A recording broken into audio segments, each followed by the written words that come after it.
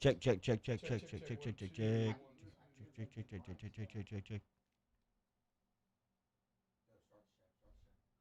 Right now? All right. Welcome into Off the Bench. Off and rolling here I miss the, on a Tuesday edition. I miss the NBA on NBC music so much. Welcome it's up in. there. The best sports theme music of all time. We are having some technical difficulties here on Off the Bench on this Tuesday morning. Once we get up and operating and get hard to shake me programming. Though. Hard to shake me right now. I mean, we are a day away from Thanksgiving here. Everybody seems pretty casual this morning. You're talking about getting ready for your Thanksgiving hunt, which is like terribly Hamptons of you, very Wedding Crashers-esque, if you will. I picture you traipsing through the woods with like the whole outfit on. I'll do the whole deal. I do the whole deal. Every Thanksgiving, I do an annual hunt. My sister and my brother-in-law have a great place up in Woodville that has become a small annual tradition. I guess this will be the third year in a row we've done Thanksgiving there, so it looks like something that's turned into kind of a consistent trip for the Collada, Swinson, Cook families as we all get down at Woodville, and a great piece of property. And, you know, T-Bob, we're not really outdoorsmen here. No. On Off the Bench. Nope. We embrace that. We love that. We know that this is a very popular part of the country. I enjoy the spoils of many of the outdoorsmen's hard work. 100%. And this is country club hunting, T. Yes. You know what I mean? Like, this is drop off to the vehicle, to the stand, walk up about 50 steps of a ladder, sit in this big box stand that has a heater inside of it with an office chair. Wow. Set for 3. Could probably house 3 people. Wow. 360-degree view, windows. And then, you know, like you go in there probably around, you know, right around the time that we probably get into the studio. Yeah. So, I mean, it really doesn't affect. What time do you get in there? Like 5:30? 5:30-ish. 5:30-ish. Sun's starting to come up. That Catch ain't a no little problem. nap. No problem at all, man. No. Not a problem at all. Musso, open up your microphone. Take a deep breath. Tell us what's going I on. don't know if Musa should open up his Yeah, I mic don't right now. know. No, let's just do the show. This could be good radio. Do you want me to do audio? Do you want me to do like an audio intro to headlines? Yeah, I can do headlines. we can do headlines now if you want to. Okay. You have music behind it? Oh, okay, Moose. Hit it.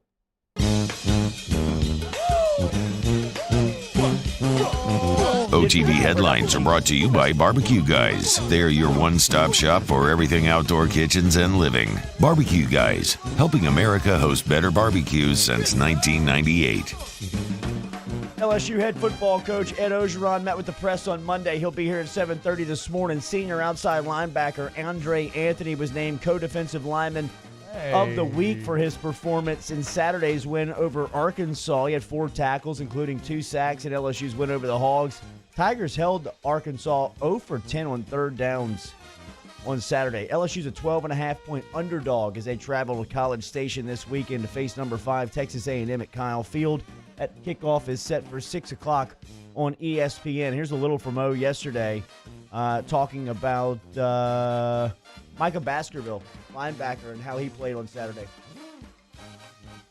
Yeah, you know, he's able to key and diagnose.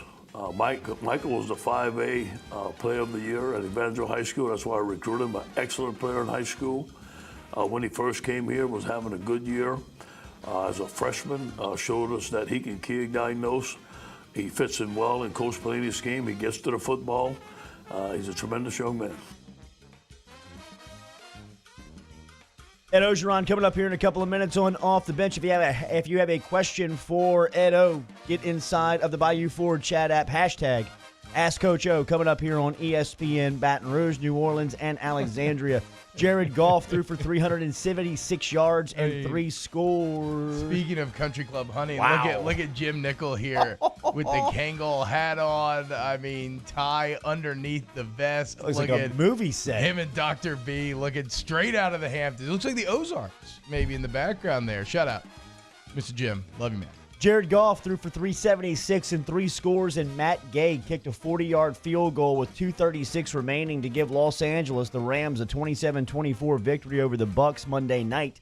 Tom Brady was 26 of 48 for 216 yards, 2 scores, 2 picks. The Bucs are now 7-4 behind the Saints and Packers in the NFC. New Orleans is the NFC leader with an 8-2 record. Last night, Leonard Fournette carried it 7 times for 17 yards. He scored a touchdown on the ground. Devin White had 9 tackles, a tackle for loss, and Michael Brockers for the Rams had 6 stops, including a half a tackle for loss. Leonard Fournette with 3 crucial drops last night in the game. New Orleans Saints getting prepared this weekend for the Denver Broncos. Yesterday, Drew Brees was on CST talking about the quarterback play, including what he thought of Taysom Hill last Sunday. Listen, I thought he played great. I thought he managed everything about this week, about the preparation, and then obviously just the way he played today. I thought it was magnificent. Obviously we know the role that Taysom has played up to this point. As a guy who comes in as a physical runner, obviously he has caught a bunch of passes. He's blocked for a bunch of guys. He's done so many things, and yet I felt like today was an opportunity for him to showcase so many of his other talents. And his ability to play the quarterback position all the way around. I felt like he was great in and out of the huddle, great with the tempo, made some really nice throws down the field, avoiding pressure, some great scrambles. And just, all in all, I felt like our offense had great tempo and great rhythm. And obviously that starts at the quarterback position.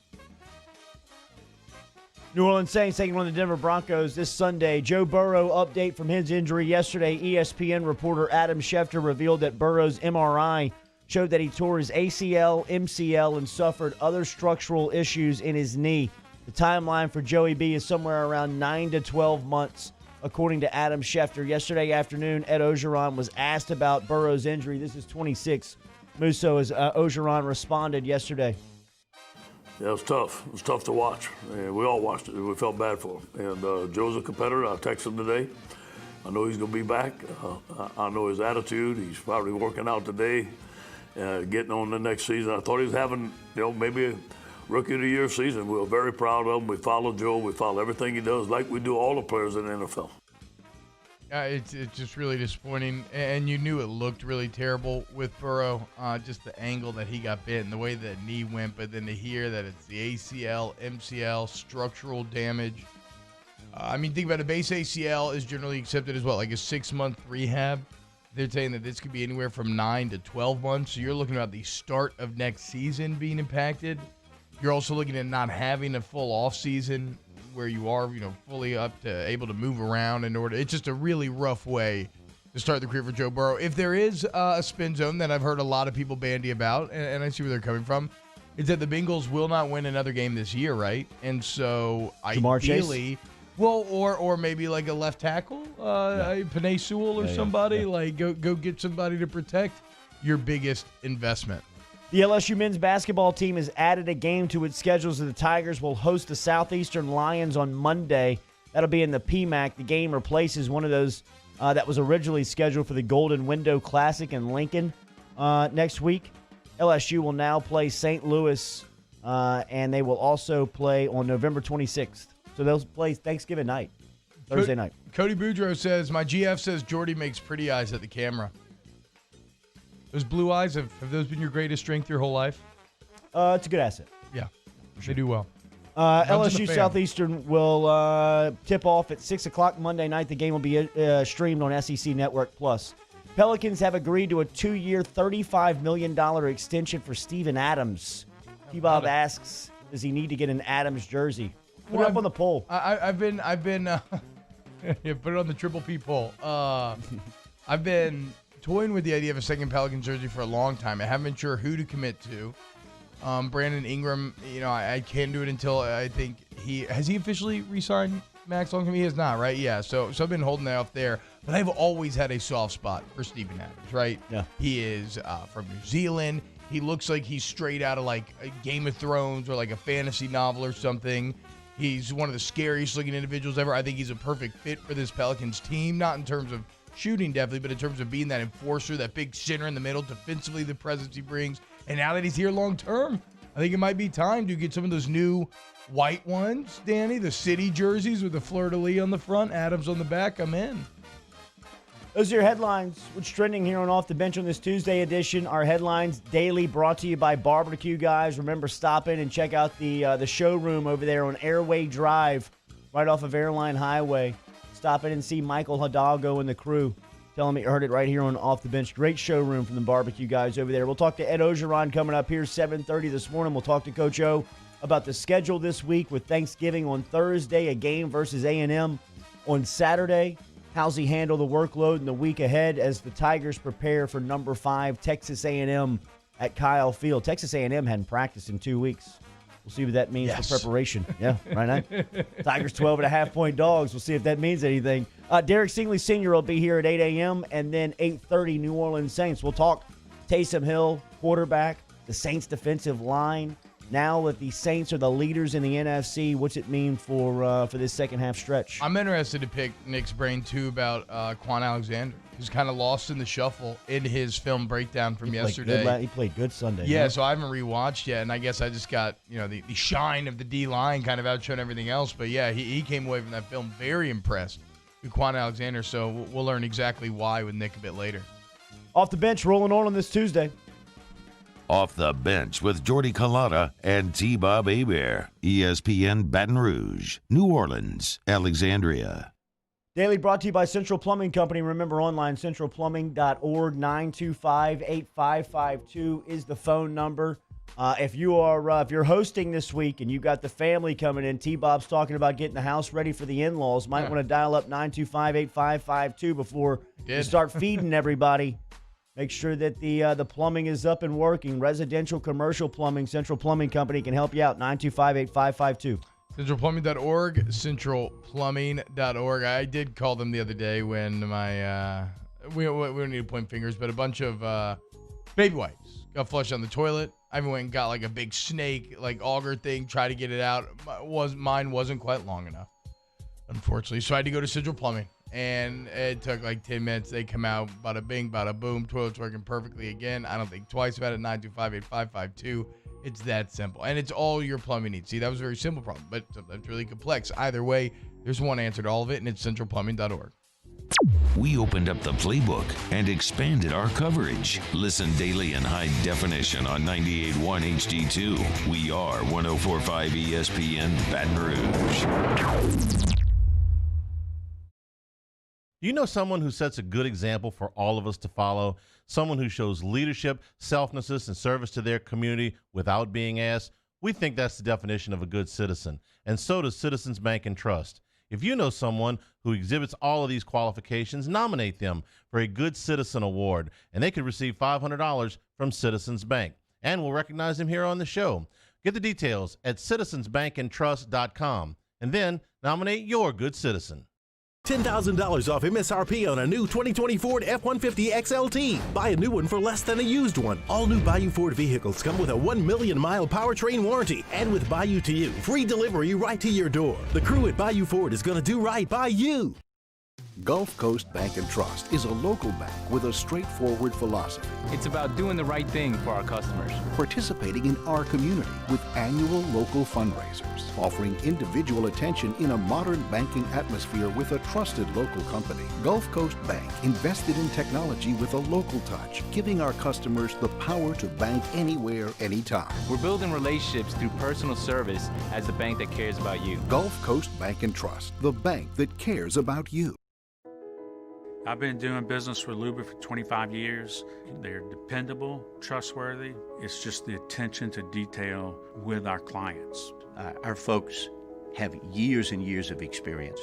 They're highly trained professionals, but many companies have that asset. What I'd like to think makes Luba a bit different is that we use those talents in a way that truly is dedicated to serving the needs of the folks who depend on us. Are you a licensed contractor? There's lots of good contractors in Louisiana doing work the right way, but unfortunately, too many unlicensed contractors are working outside the licensing requirements. Working as a contractor in Louisiana requires a license for the company doing the work. The Louisiana State Licensing Board for Contractors wants to help you get licensed to allow you to conduct work legally. It's not difficult to get the license. We can help you. Go to lacontractor.org for more information. Licensed contractors, it's the law. Gulf Coast Office Products is a nationally recognized Savin office equipment dealer based right here in Louisiana. Over 100 employees strong, Gulf Coast has the boots on the ground to support all vertical markets, from education, engineering, legal, and finance. With the latest in office technology, from desktop to production segment units, Gulf Coast and Savin have the perfect fit for you. Call 225-756-2644. That's 756-2644 for Gulf Coast Office Products.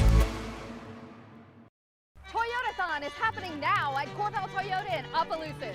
Get into a 20 Camry for $297 a month. So come on down to Happy Town for Toyotathon. That's Corval Toyota in Opelousas. Happy Town, USA. Hey, it's Matt Moscona inviting you to join us for Monday's AFR, presented by Relief Windows. We'll recap LSU Arkansas, Saints Falcons. We'll hear from Ed Ogeron. How did Taysom Hill do? We're talking about it Monday at 3. Join us, 104.5 ESPN Baton Rouge.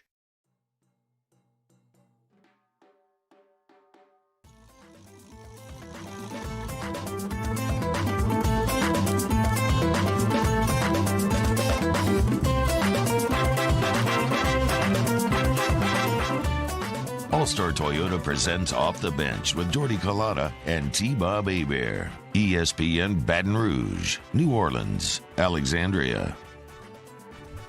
All right, Thanksgiving week here on Off the Bench. We are in tomorrow, out Thursday, back in on Friday here.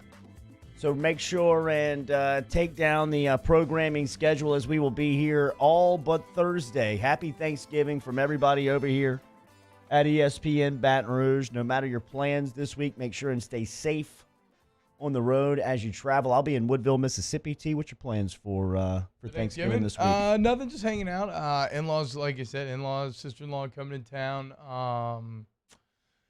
It's pretty much it. Gonna do some Christmas decorations, keeping it chill, getting in the holiday mood. I just built a custom platform for the tree to put the train on in the Snow Village. Very excited about that. You built it? Little woodwork, little painting. Yes, I built it. Not to brag, it involved screwing multiple pieces of wood together. And so I'm just doing dad stuff, essentially. I mean, when I say that I'm not handy, I mean I can't do anything around the house. So you can make a tree stand for a Christmas tree? I did not make a tree stand. So, okay, sorry. I think I'm misspeaking. Right, no, this is easy. T-Bob, the builder over here. This is a simple platform that I made for the tree and the Snow Village and everything to stand on, and so that you can hide the wiring of the Snow Village. And then I painted it white. I did a little, on the top piece, did a little felt top, little white felt top to give it that snowy sort of feel. And then today, finally, now that it's dry, when I get home, I get to put it together, and then I get to sit down, and I get to create this town, and I'm going to create a town square with maybe the ice cream shop and the theater, and then we got the church, the nativity scene, going to have in the woods. I'm very excited about it all. Like we were talking about on OT yesterday, but I fell in love with trains last year. Huh. I don't know what it is. When you become a dad, or maybe at some point, it's just I used to just get hammered last Christmas season and just sit there at 1 a.m. and watch this train in the dark. And so I'm very excited to do that once again. Daily, we're brought to you by Donaldsonville Glass and Body, online, dgbauto.com. Remember, if you need collision repair, if you've been in an accident, get in touch with Donaldsonville Glass and Body. Fast, friendly service over there, customer service. 415 Division Street. Go see Kenny Frederick Jr. Kenny Frederick and the team out there. Nick Frederick has the 24-hour tow service that if you're in an accident, they can move the car for you. Remember, it's up to you who moves your vehicle. Musso, what's happening in the household this weekend? Are you good over there? Are you calm over there? We're good. We're up and flying, man. The plane is in the air. Yep. We're off the ground. You still seem like you're pissed off, a little short. What's going on? Yep. No, man. We're just going to have a good immediate family. We don't really get the whole family together anymore. We're kind of spread out over too many states these days. Yeah, I know how that goes. Just kind of immediate family. Thursday, watch some football, watch some LSU basketball this year, which will be nice for the nightcap. Maybe have a few drinks, eat some good food. You're right. We will have some LSU basketball and things. Yeah. That's all right. 3 games this week. Yeah. Oh, well, I guess if you're counting Monday night. All right, Moose, take a deep breath. It's all good. We got one step into the holidays anyway. Yeah, exactly. This week. It's this show. It's all good. It's a chill show. Half the people aren't even working today. I can't get over the how many people are not on the road. Yeah. I mean, like No, that's what I'm saying. People yesterday, try to- driving around this morning, even coming to work this morning, I mean, you get a good idea of kind of the buzz of the town, how people how busy. I mean, there was nobody on the interstate this morning coming in. Danny, what's going on at the Cardenas household on Thursday? I'll be with my family and relatives and my brother-in-law and my brother's who's in the military. He's coming from Afghanistan. Oh, whoa. that's cool. Danny, Shout out. That's what? awesome. Hell yeah, man. I don't even think I knew that, actually, Danny. I don't know if we've ever talked about Does that. anybody on Off the Bench make a dish? Does anybody bring Like anything to Thanksgiving? Me make something? Yeah, like do you buy something? Do you make something? Do you bring anything? Because I mean, like I drink quite a bit. I'm responsible for cold drink, so I'll have to show up with like some ice and 12, 24 packs of Cokes, Dr. Painting that as Peppers, making a dish might be a Sunkist. little. Just your responsibility. I'm asking what's everybody's responsibilty. If I was answering my own question, guys I would that say made the Cokes. I've got no dish. I've got no dish, but I did get every single one of the cold drinks. Okay, right. Look, everybody's got to have a role you spread out. No, I mean, my wife is, and I love to cook. I cook all the time. But my wife is the Thanksgiving master. She's been cooking her family's turkey since she was like 15 or 16. Wow. So yeah, so she's like 15 years in it now. She knows exactly what she's doing. I like to take on the role of sous chef on Thanksgiving Day. This tastes great. And I do I do the dirty work, right? She tells me, chop this for me. Okay, I need you to do this for me. And I just run around the kitchen and basically do that. Being sous chef is fun too because it's mindless. So I just get to continue drinking, and then I just do whatever she tells me to, and we're good to go.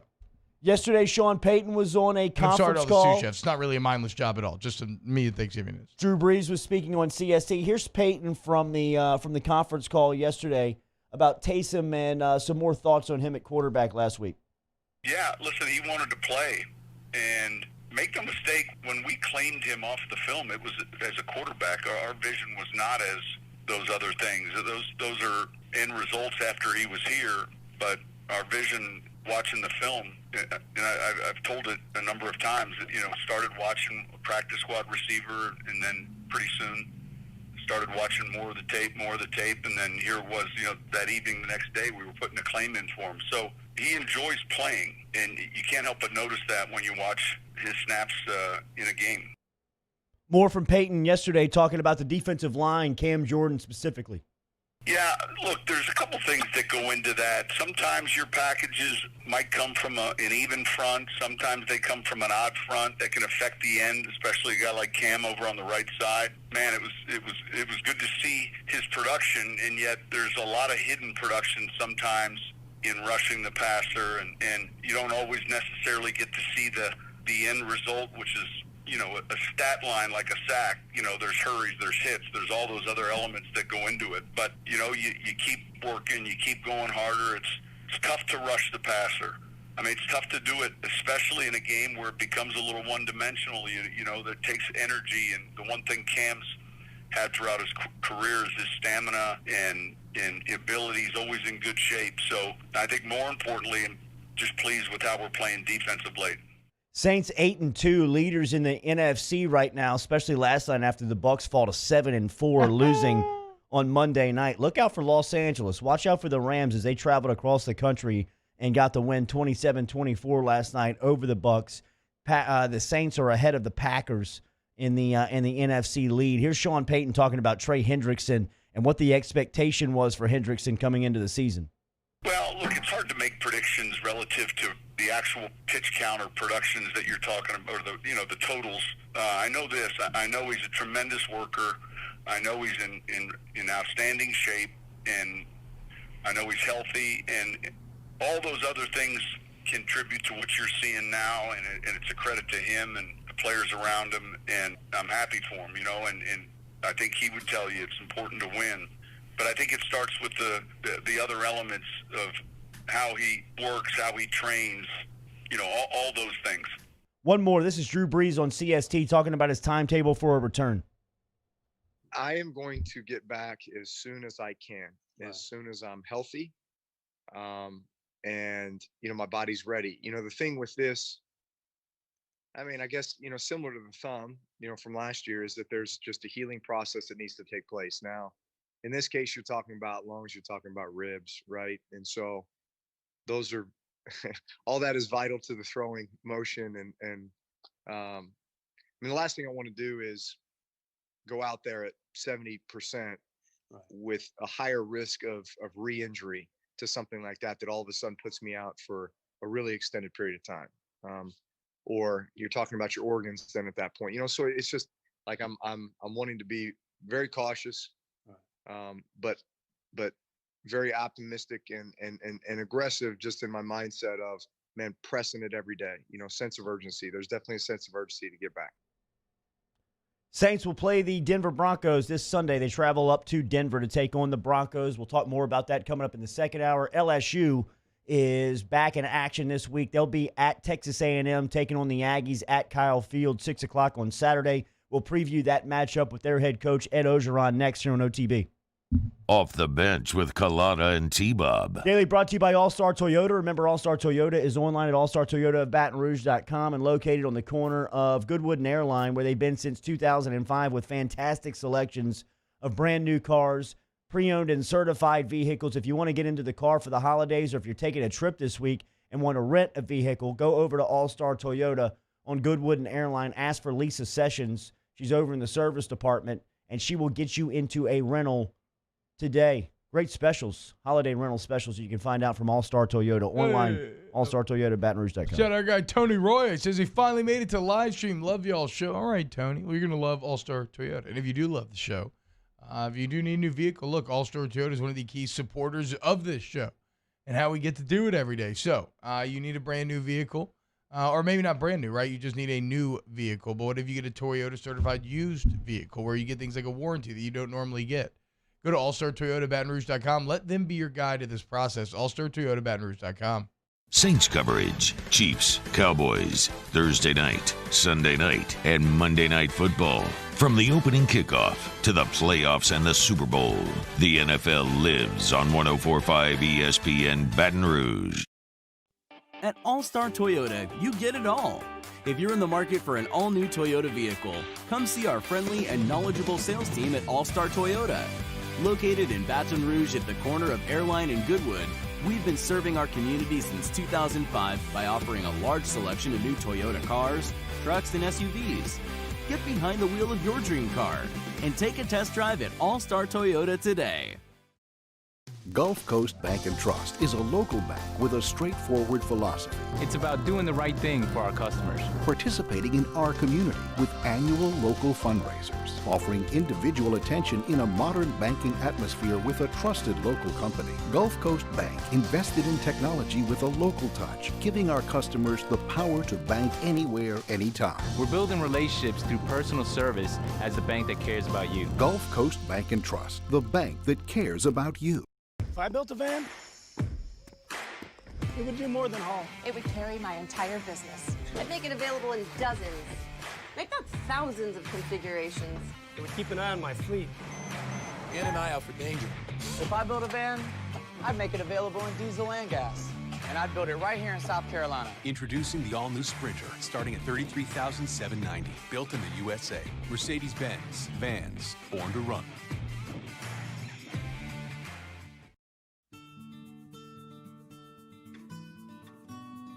This is a house call. This is a follow-up appointment. This is a diabetes checkup. This isn't just more convenient care, it's more advanced care. This is innovating healthcare at Louisiana's #1 hospital, Ochsner. ServiceMaster Elite create clean, disinfected work environments.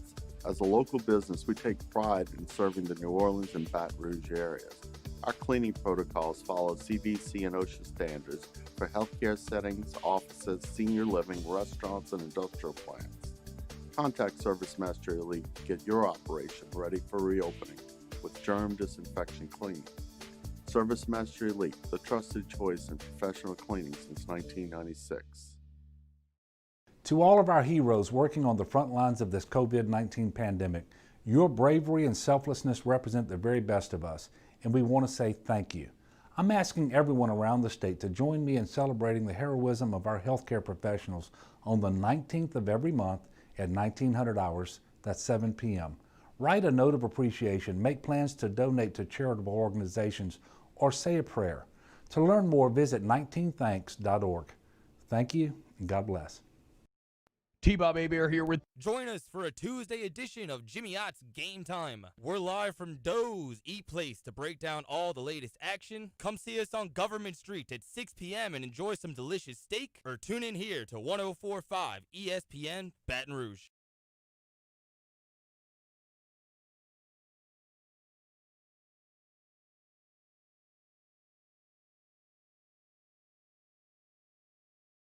This is Coach O, and you are listening to my favorite radio show, Off the Bench with Jordy and T-Bob, right here on ESPN Baton Rouge, New Orleans, and Alexandria. Go Tigers. Tigers coming off of a win in Fayetteville. Competition Tuesday staring at you in the face here in Baton Rouge as LSU gets you ready for Texas A&M. LSU a road trip this weekend to Kyle Field, scheduled for a 6 o'clock kickoff, which means your pregame coverage starts at noon on Saturday on Eagle 98.1. The LSU head football coach is with us every Tuesday here on Off the Bench. Good morning, Coach Ogeron. Happy Thanksgiving, sir. Good morning, guys. Happy Thanksgiving to y'all and all our great Tiger fans. How was Tell the Truth Monday? It was awesome. It was good. We hang a plaque every time we win. The guys sign the plaque. We get to show the highlight film of the big plays. And just praise the guys, and I praise the team for their preparation all week, and I praise the coaches. And, gave Arkansas credit. They fought, and it was a big-time game. And what a play made by Jay Ward to block that field goal in. Yeah. Coach, I thought that Jay Ward, even the play before that on the third down, it set it up. It looked like Jay Ward is really playing with some confidence on that back end. I mean, you got some new faces that are contributing. I thought Eli Ricks really kind of set the tone with the hit on Saturday. It was good to see the emotion coming out from the defensive side. What did you make of that side of the ball? Yeah, I thought we were ready to play, fired up, ready to play, the will to win, showed grit, showed some toughness. And that play by Jay Ward was interesting. We showed to our team yesterday that same play was a play that they had run before out of that formation, slot trips with the back away, watch for the back swing. And we had showed them that on tape. We had showed them it on paper, and we practiced it 3 times. And I'll be darned, when they came to run it, Jay Ward was prepared. I got to give his credit to his coaches, Coach Corey Raymond and Coach Bill Bush, prepared those guys for that. He knew exactly what play was coming and made the play. Yeah, I mean, for a second it looked like it was a good play design. Looked like he was maybe going to be beaten. He broke off that route, made the play, and then goes and blocks the kick. And, Coach, it speaks to me to some mental toughness, right? Because when he got thrown in the game, they immediately went after him. So to kind of stabilize like that was really impressive. But it represented what the whole team did. There were a couple moments here where with a team this young, you thought they maybe would have crumbled or could have crumbled, and they didn't. Did you see some growth there? I saw a lot of growth. You said T-Bob, Jay Ward got burnt the first play, and he came back and he fought. Those guys got to get game experience. We got a lot of new guys playing. They got to learn how to play in the SEC. What's the speed? What's the talent level? And I thought Jay Ward got better as the game went on. I still think that long-term the offensive line has some questions, but when you look at this offense, Coach, at the skill position, I mean, there are young playmakers all over the field, right? Whether it's like Booty, TDP, Emery, Gilbert, obviously. What kind of long-term benefits do you think come from these guys going through this experience this season? Well, just like 3 years ago, we were building that championship team. Those guys became champions because they hung in there together. A lot of 3-star players that developed, got better, continuity together. The quarterback was stable. It was Joe's second year. Just like this, we're going to have to build some continuity with our quarterback play. We got 2 good young quarterbacks. Miles is coming back. And we got some great receivers. Like you said, T-Bob, we got to get the offensive line straightened up. I like the running of Ty Davis. Yeah. And I love the play of Eric Gilbert. The more we get him the ball, the better he's going to be. Yeah, get him the ball. And his blocking has been pretty nice as well. Defensively, Coach, this was a game where still a lot to improve, but situationally much better. When y'all watched the film, what were the key elements in creating that 0-9 on third down stat line? The first thing was that we prepared very well to handle their fastball. This was the fastest thing, getting lined up and snapping the football that we had played. So we kept it very simple. We had one call. If they went fast, our guys had their cleats in the grass. I thought the first series was a big series, T-Bob. we deferred, and we said we're going to go out there and we're going to make it go 3 and out. We did. So I think it sent a message that we were ready for them. On third down, there was a combination of coverage. It was a combination of pass rush. I thought our pass rush was excellent. Andre Anthony had his best game. Joe Evans had his best game inside. So overall, I thought the defensive line did a good job against their offensive line. You brought up Ty Davis Price, Coach, and he ran hard. I thought he got a touchdown taken away from him late in that game. He looked like he caught that ball in the back of the end zone. Yeah. But when you look at your running back room, we've talked about Emery, we've talked about Curry. You brought up Ty Davis Price. Do you go off of a game, kind of the feeling of one may fit better than the other? Or do you have a guy emerging? Yeah, it all depends what we're running, and we wanted to be able to control the football. We wanted to be able to control the clock, and we did. And Ty Davis was the hot hand. Sometimes John is, sometimes Chris Curry is. But for us to have almost 42 minutes of time of possession, you got to give credit for Coach Hensminger calling the right plays. And Ty Davis made a lot of those yards on his own. What about the preview this week, Coach? Texas A&M and the challenges they offer up. Yeah, their offensive line is much improved. I think they have one of the best offensive guards. That I tried to recruit Kenyon Green as an excellent guard. Kellen Mond is an outstanding quarterback. Their receivers are tall. The offense is playing very well. But the thing that's improved most is their defense. Their defense is the number one defense in the SEC. They're 12th in the country at rushing defense. Their defensive line is playing very well. Obviously, I think Texas A&M plays a lot better at home than they play away. This is the first time we're going to have anything of a crowd this year. We have to be ready for the crowd noise. It's going to be an excellent challenge. But I'll tell you what, our guys are fired up and ready to play. Do you approach the game any differently when you are an underdog like this? I mean, it's rare, especially your time at LSU, to be this much of an underdog entering a game. I couldn't tell you if we were an underdog team out, but I don't pay attention to that.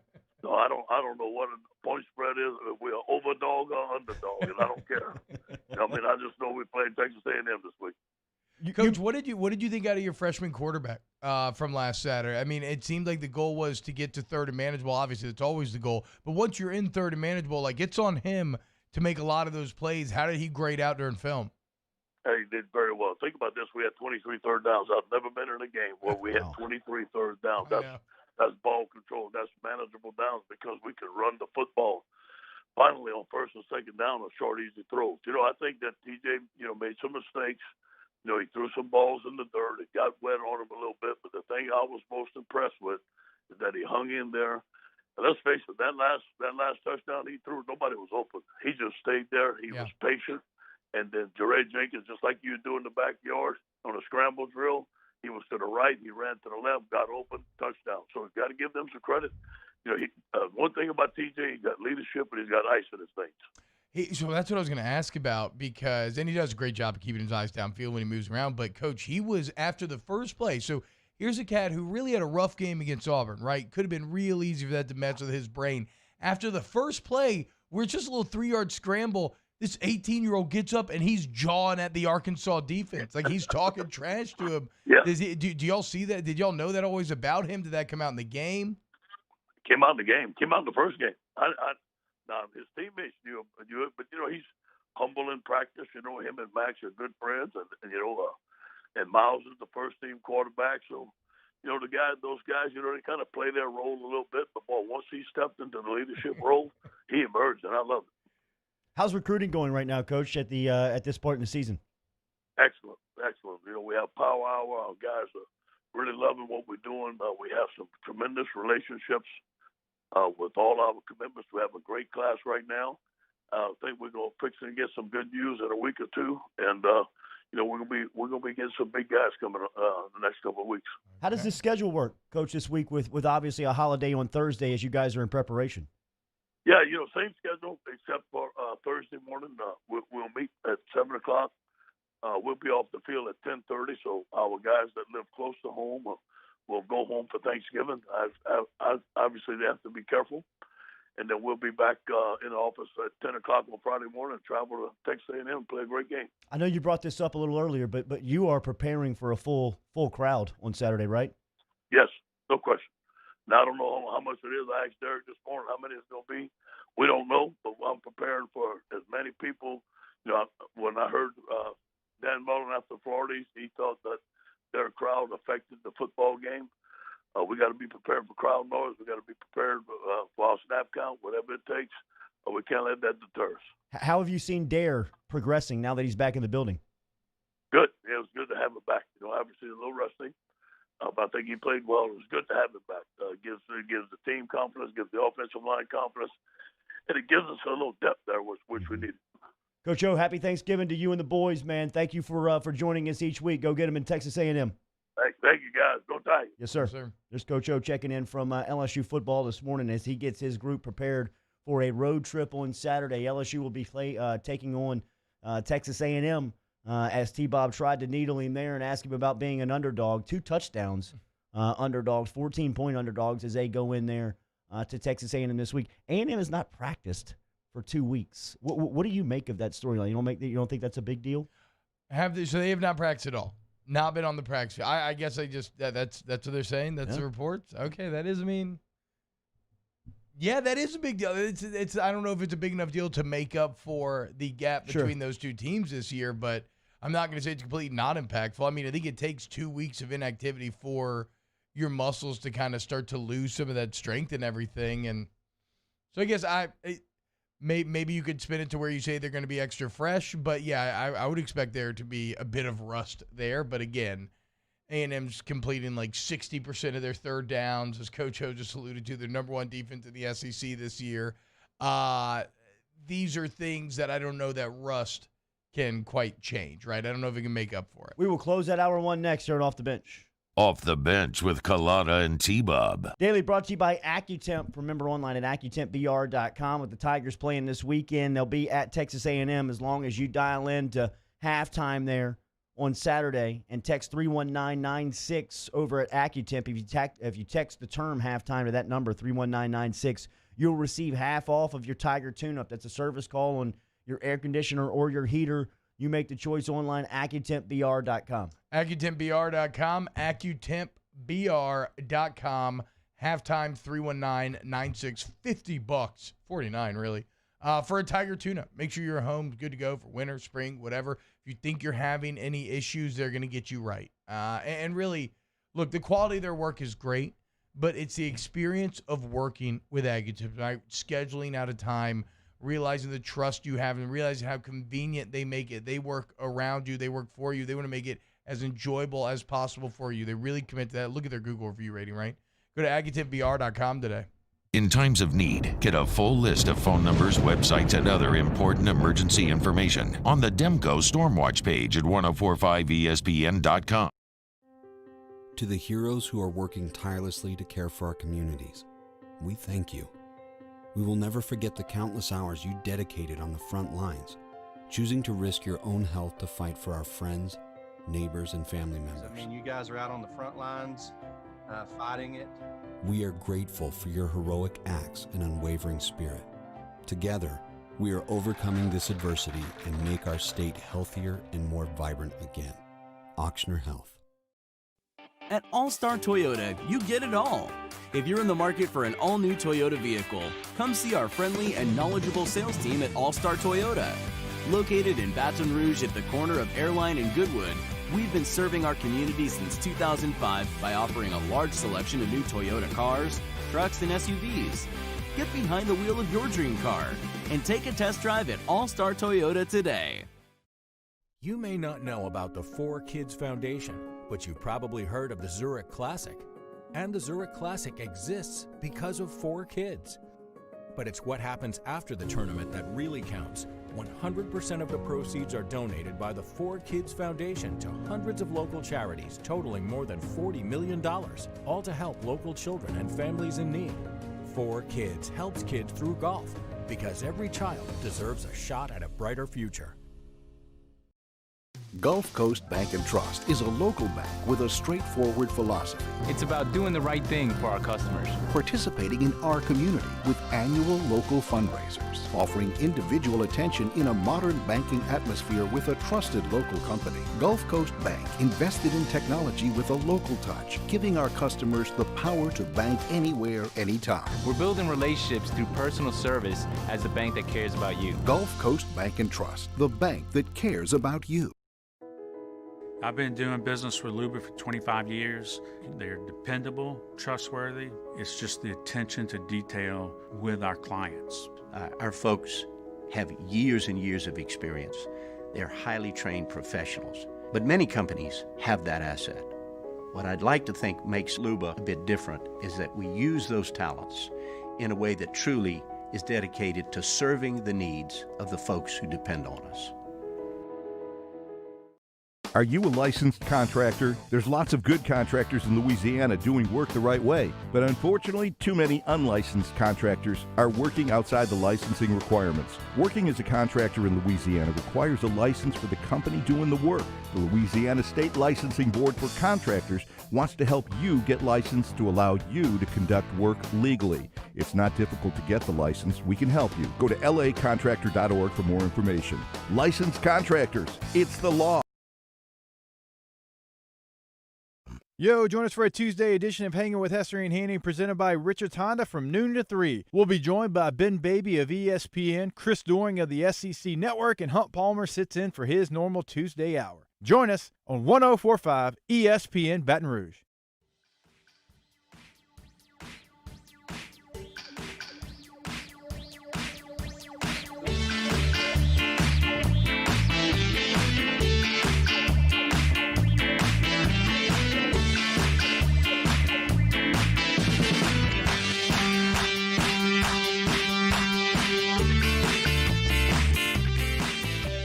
All-Star Toyota presents Off the Bench with Jordy Collada and T-Bob Hebert. ESPN Baton Rouge, New Orleans, Alexandria.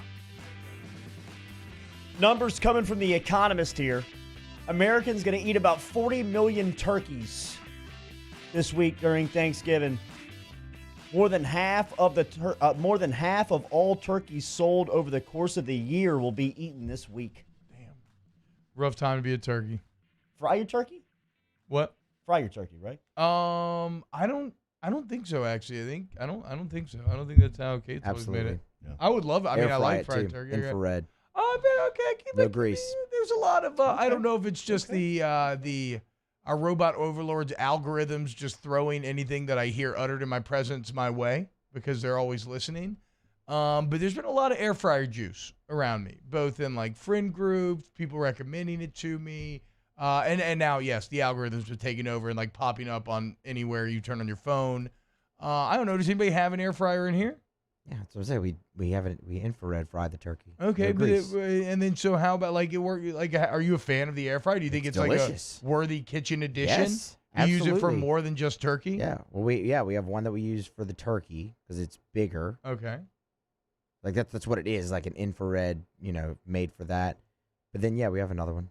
Okay. So what's the procedure? So you just drop it into this thing? I mean, Yeah, so it's got like it's like electric, obviously, and it's got like the basket you drop in like a pot for so it's crawfish like an boil. oven? Yeah. Right. It has not necessarily, but I mean it's like it has the same basket type thing you put in a pot for a crawfish boil or shrimp or whatever you would boil in it, and you put the turkey in there. It has a stand. You stand it up on the stand, put that in there, drop it in with a thermometer, flip it on.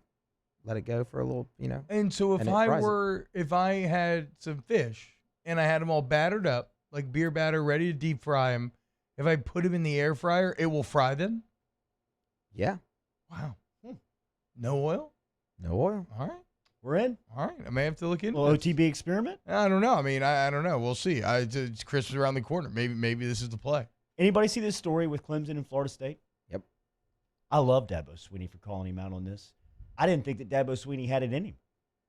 So what happened here? I have not seen it. Dabo, Clemson, the football team, the supporters, everybody get on a plane, go down to Tallahassee, expected to play Florida State on Saturday. They get there. Florida State cancels the game due to COVID concerns. Dabo comes out and says, you guys are bailing on this game and you're forfeiting it. You're running from this game from an administrative standpoint. And you know what? You owe us $300,000 for hotel, travel, food. If you want to play Clemson, you guys hop on a plane and come play us.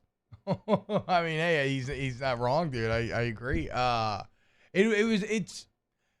There should be protocols in place, and I would say that I think there are protocols in place to avoid a team having to travel before the game gets canceled. So I understand absolutely why Clemson is upset. Like, at least if this LSU-Arkansas game was going to get canceled, remember, the confirmation came right before LSU was going to have to travel. So they would have been able to stay home had that actually been the case. So, and look, if you're Florida State, I mean, it's just another drop in the bad news bucket. Florida State is such a shadow of what it once was. Who knows if it will ever rise again?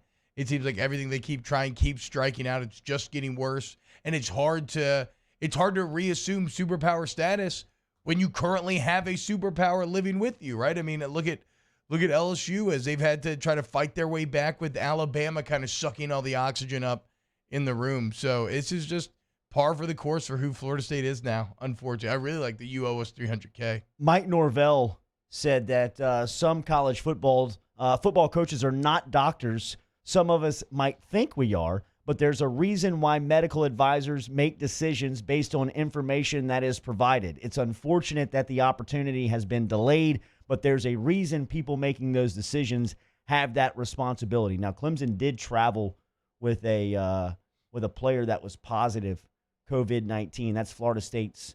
But then Dabo came out today and said they had 0 players test positive. So I don't know, dude. I don't know what's going on. It's kind of a tit for tat. He said, she said, but it's definitely whatever. It's going to be hard for Mike Norvell to win this argument with where he's coming from versus Dabo and the power of Clemson behind him. Hour 2, remember your mailbag questions at 8:15 this morning, so get inside of the Bayou Ford chat app with your hashtag OTB mailbag. We will answer those questions coming up at quarter past the hour of 8 o'clock. We'll lead you off with Derrick Stingley Jr., Derrick Stingley Sr. Will be here at 8 a.m. Tell us what's going on with Junior. As Junior left last week's game against Arkansas, many believe that was a concussion as he took it looked like a knee to the helmet on that punt return. We will talk to Senior coming up here in just a couple of minutes. Always that conversation provided to you by City Cafe. And then at 8:30 this morning, New Orleans Saints off of a really good win with Taysom Hill. Their 7th straight win as the Saints move to 8-2 on the season. Leaders in the NFC will travel to play Denver this weekend. We'll get a preview from Nick Underhill from NewOrleans.football coming up at 8:30 this morning. Off the bench, driven and powered by All-Star Toyota. Hour 2 coming at you.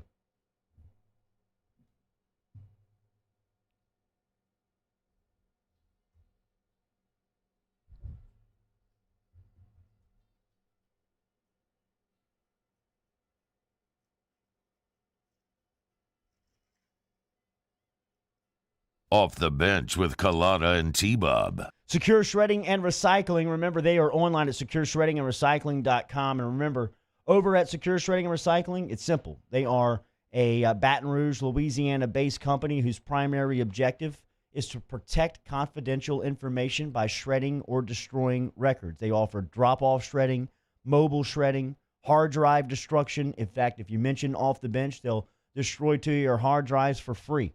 Online, secureshreddingandrecycling.com, the premier provider of document destruction services. It doesn't matter if you're an individual, a business, a nonprofit organization, even a government agency. Secure Shredding and Recycling can help you today. Document destruction services. Service is a key word there, right? They're there to serve your business needs.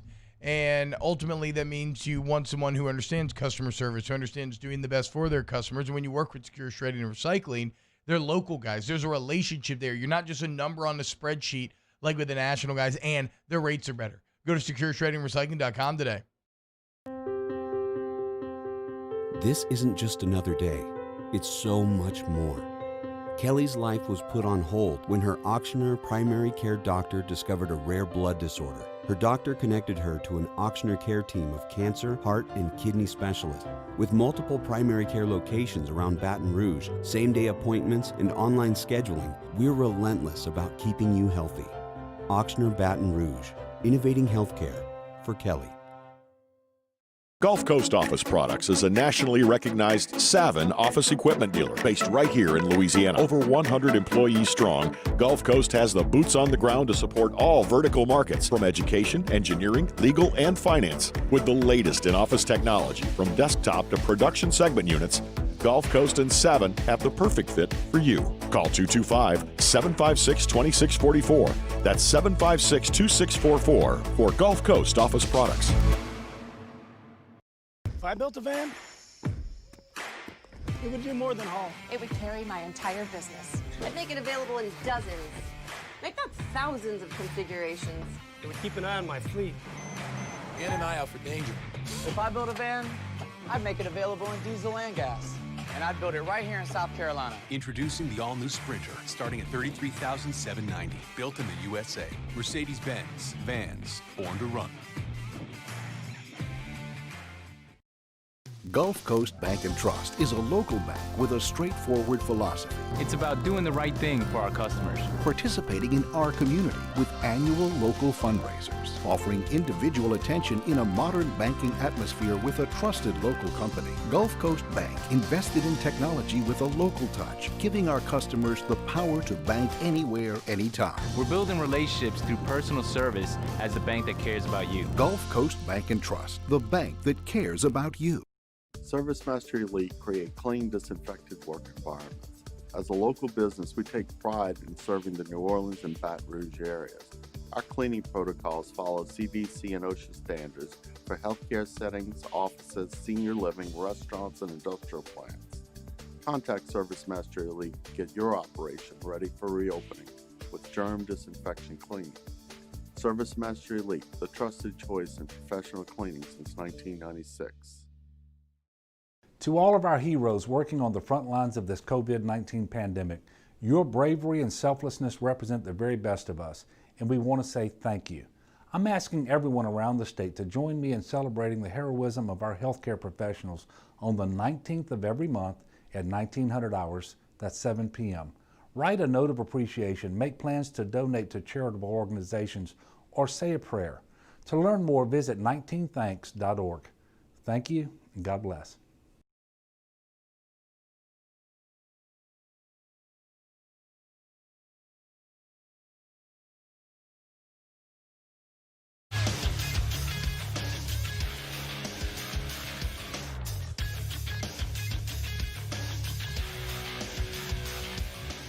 Good morning. It's 8 a.m. on Tuesday, November 24th. Today in Baton Rouge, expect mostly sunny skies with a high of 78. Still to come on Off the Bench, Derrick Stingley Sr. joins the show next. Nick Underhill is talking Saints at 8:30, presented by former LSU Tiger and attorney Chris Perrette. And the Athletics' Brody Miller will be here at 9:30. We have OTB mailbag today at 8:15, so get your questions in the Bayou Ford chat on YouTube or tweet them using the hashtag OTB mailbag. If you missed hour one, catch that up at the on-demand section at 1045ESPN.com, brought to you by Carriages. And make sure you get subscribed to the Off the Bench and Off the Bench Overtime YouTube channels. Set your notifications. New content is posted there daily. Hour number 2 of Off the Bench starts right now.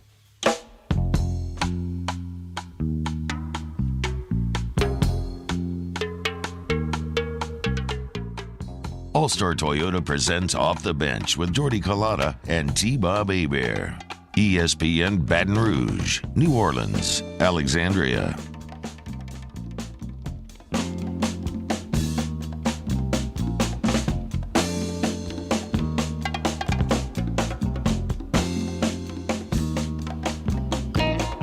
Hour 2 off and at it off the bench. 104.5 ESPN Baton Rouge, 100.3 ESPN Radio New Orleans, 94.7 ESPN Alexandria, online 1045ESPN.com. We're on YouTube. Remember, you can hit us on your smart speakers as well.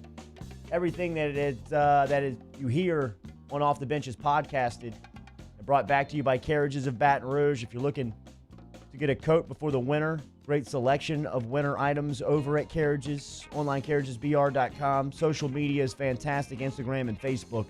Hit them there. But if you want to stop in and see Will, the crew over at Carriages, they're in the corner of Old Hammond and Jefferson Highway, where they've been since 1982. Tell them you heard it here on Off the Bench. Coach Ed Ogeron was with us at 7:30.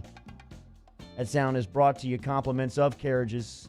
You can catch it at 1045ESPN.com and on the OTB YouTube page. 8:30, we'll talk New Orleans Saints, and in about 12 minutes, we will take your mailbag questions. So hashtag OTB mailbag inside of the Bayou Ford chat app to get your questions answered. 8:15 here on Off the Bench. Every week, we talk to Derrick Stingley Sr. Coach Sting, of course, one of the top tutors of defensive backs around the area. He coaches it for the Dunham School. His son, Derrick Stingley Jr., one of the top defenders in college football as he is in his sophomore season, and LSU is preparing for a road trip to Texas A&M post-Thanksgiving, as last week Stingley was knocked out of the game. It looked like he took a knee to the helmet, but Coach Orgeron did comment yesterday on Tell the Truth Monday that he expected Stingley to be out on the practice field.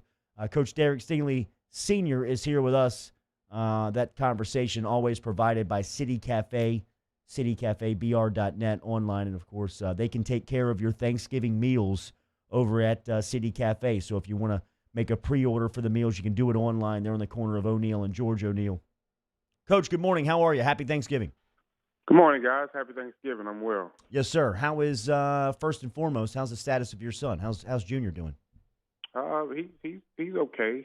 He practiced a little bit yesterday, but he got the rest of the week to see how things goes. But they're going to take it slow with him. You know, concussion is, you can't rush that. You got to make sure that, he's thinking straight. He's not having no blurred vision or he's not dizzy, headaches. So, I believe in LSU's training staff. I think they're going to do the right thing by him. So, but he's going to go again today, see how things work. So, hopefully he'll be out there for this week's game. Coach Orgeron brought up Jay Ward, and it looked like he was kind of thrust in there after Ricks gets tossed and Sting gets the concussion, and he's got to leave the game. Ward steps in there, and I know that you are familiar with a lot of these guys. What do you make of Ward's progression here? It looked like he played early on in the season, and he was banged up, but now it looks like he's kind of getting healthy and starting to get some confidence to him. Jay he's an aggressive DB corner as well. He plays hard. He plays all out. Technique-wise, it doesn't look the best, but he gets the job done. But he's an all-out guy. He loves contact, as we saw that on that third down play. And by me saying he's all out, you can see that on a blocked field goal. I've seen it a lot by him, coming off the edge like that. I know he does it sometimes in practice. He's pretty close to the ball. So that wasn't surprising to me with Jay. Jay likes to be in the mix of things. He's not shying away from nothing. Coach, one of the kind of just coaching and schematic questions that I had was on Arkansas's first big play, that touchdown.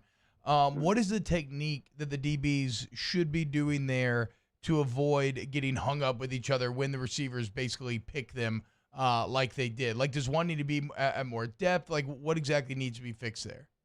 Well, if you're going to play that type of coverage where you're going to press the corner and a nickel and you have an outside receiver in a slot, they can almost complete that ball 100% of the time. Because they're going to get rubbed, they're going to get picked, someone's going to get nudged to where they're going to be off their guy a little bit. So what has to happen is either one guy has to press, another guy needs to be off so they can avoid each other, or schematically we can show that look that we're pressing, and then we just bail out of it. Yeah. Where now the corner, he takes the inside wheel route, and that post will go to the safety. So it'll be a confusing look for the offense. You can show the same thing because maybe they had a check with me. Maybe they were waiting for us to get that, because that's like the perfect call for that style defense when you're in man coverage. But you can do things on the defense side of the ball to confuse the offense as well. But if you want to play man of that, one guy has to press, one guy has to be off so they can avoid making contact with each other. But other than that, if they don't, you're going to get the same results. But, I thought that was the only, kind of hiccup within the secondary. Yeah. They had some other big plays, but it wasn't like blown coverages. It was some perfect throws. I thought Cordell played good man coverage on a ball, but it was just a good throw, good catch. Jay Ward wasn't ready, so to speak, to get in to see it from that angle where he was playing at corner. A back shoulder throw, that's tough. When you first come in the game, you get back shoulder throws. You get a deep ball, then a back shoulder throw. When you're used to playing in the middle, more so in the nickel position, because Jay can do it all, but he's more of a backup nickel to Cordell. But with Derrick being out and Eli being out, he was thrown into that position to get ready to play corner. So that's good for Jay because he's just a guy that we see, can do it all. So, I like the fact that, we had a bunch of 3-and-outs. I thought the defense played solid. We had good turnover by Cox. We got some pressure on the quarterback. We got some sacks. So it was a game that I thought that the defense improved dramatically. Now we just got to, keep the big plays down. A lot of that is technique, and then, let's not get picked on simple rub routes anymore. And I think that we can play solid defense again, hopefully. It definitely seems like, Coach, to me, and I want to know if you agree that Micah Baskerville in the middle has made a huge difference. Instead of being passive, instead of catching blocks, he's actively reading blocks. Right? He's being decisive, and he's also like he's abiding by the scheme. Like he's the only player this year that I've seen cover his gap until the ball carrier has to go back inside, and then a teammate tackles him instead of him trying to make the tackle himself. Yeah, he's doing his job, and he's doing his job at 100%, meaning all out. And he's a good athlete to where, he can get sideline to sideline. You're not going to outrun him that way. He's physical enough to put his head into the gaps to make some strong tackles. So, yeah, I think that's a major improvement right there at that position. Now I still believe in our linebackers. I just think that, everybody was just trying to get accustomed to the scheme. Yeah, they're thinking too much. Yeah, so, you got to take that element out of it. You have to react. Defense is all reactionary, but you have to react knowing your assignment. So, certain things just have to be second nature. Certain things just have to make sense. And right now, I think our linebackers are doing exactly what they need to do to fill the gaps, to force from outside in, and to make good tackles. That's what we need out of linebackers. We need you to be a tackling machine. Derrick Stingley Sr., brought to you every week by City Cafe. Remember, online, citycafebr.net. Get in touch with City Cafe as they can get your Thanksgiving meals ready and prepared for Thursday. Coach, I know that you and I have spoke about this, but the listeners are very interested in knowing, would you be interested in being an analyst for the defensive staff for LSU? Is that even possible when you have a son who is a high-profile recruit or even a recruit at all and somebody that plays in the program? By NCAA rules, next year I can be an analyst for LSU. Derrick has to be 2 years removed from high school in order for that to happen. So there's a chance. Who's to say? I'm not saying what's been discussed, but there's a chance. But there's no way on the front end. Like it couldn't have happened pre-recruiting, right? No. Otherwise, you get into, hey, come here, and your dad gets on the staff. Saban would have an entire neighborhood of parents. Joe Montana would be his quarterback's coach. Exactly. Because the only way that could have happened was I had to be on staff before Derrick's sophomore year as a recruit. Okay. That makes sense. So that way you won't have no well, let me follow up on that. Do you have interest, and this is not LSU, do you have interest at coaching at that level? I do. I do. I really do. Yeah. How about this thing, Coach? The Eli Ricks hit. Very physical play. I definitely don't think the intent was dirty. I think under the letter of the law it is targeting, but that's a different conversation. I guess so. My questions are twofold. First, how do you coach around that nowadays? Like how do you coach him to deliver that hit without getting thrown out of the game? Well, first thing, you do not coach caution in your players. You let them play all out. You have to, because the minute you start playing passive, now that's a missed tackle and that's a big play. When you look at it from that point of view, you just got to tell your guys to aim for the thigh. Aim for the thigh. Tackle from the thigh. In that way, even if the ball carrier or the receiver is ducking, because that's how most targeting rules come into play, because they're not trying to hit in the head. They're trying to hit like around the chest, mid area. But by the receiver ducking, then it becomes target at that point. Yeah. But if you aim a little lower to the thigh, and now you can still run through him because now, and then you're taking his legs away from him as well. So he has no more power at that point. So but it's tough because you're talking about a bang play, but that's something that you just have to talk and coach through and film, show them like, hey, this is the better way to where we can have you for the rest of the game and not missing out on any games for the next game. Do you think the defense got any juice from it? Kind of like a hockey player fighting. Yeah, because if you look back to some of our games, we hadn't had. There's no big hits. There's no big hits. Like nobody's being a bully out there. Him standing over him and flexing is one of the few bully moments that I can remember from LSU football this year.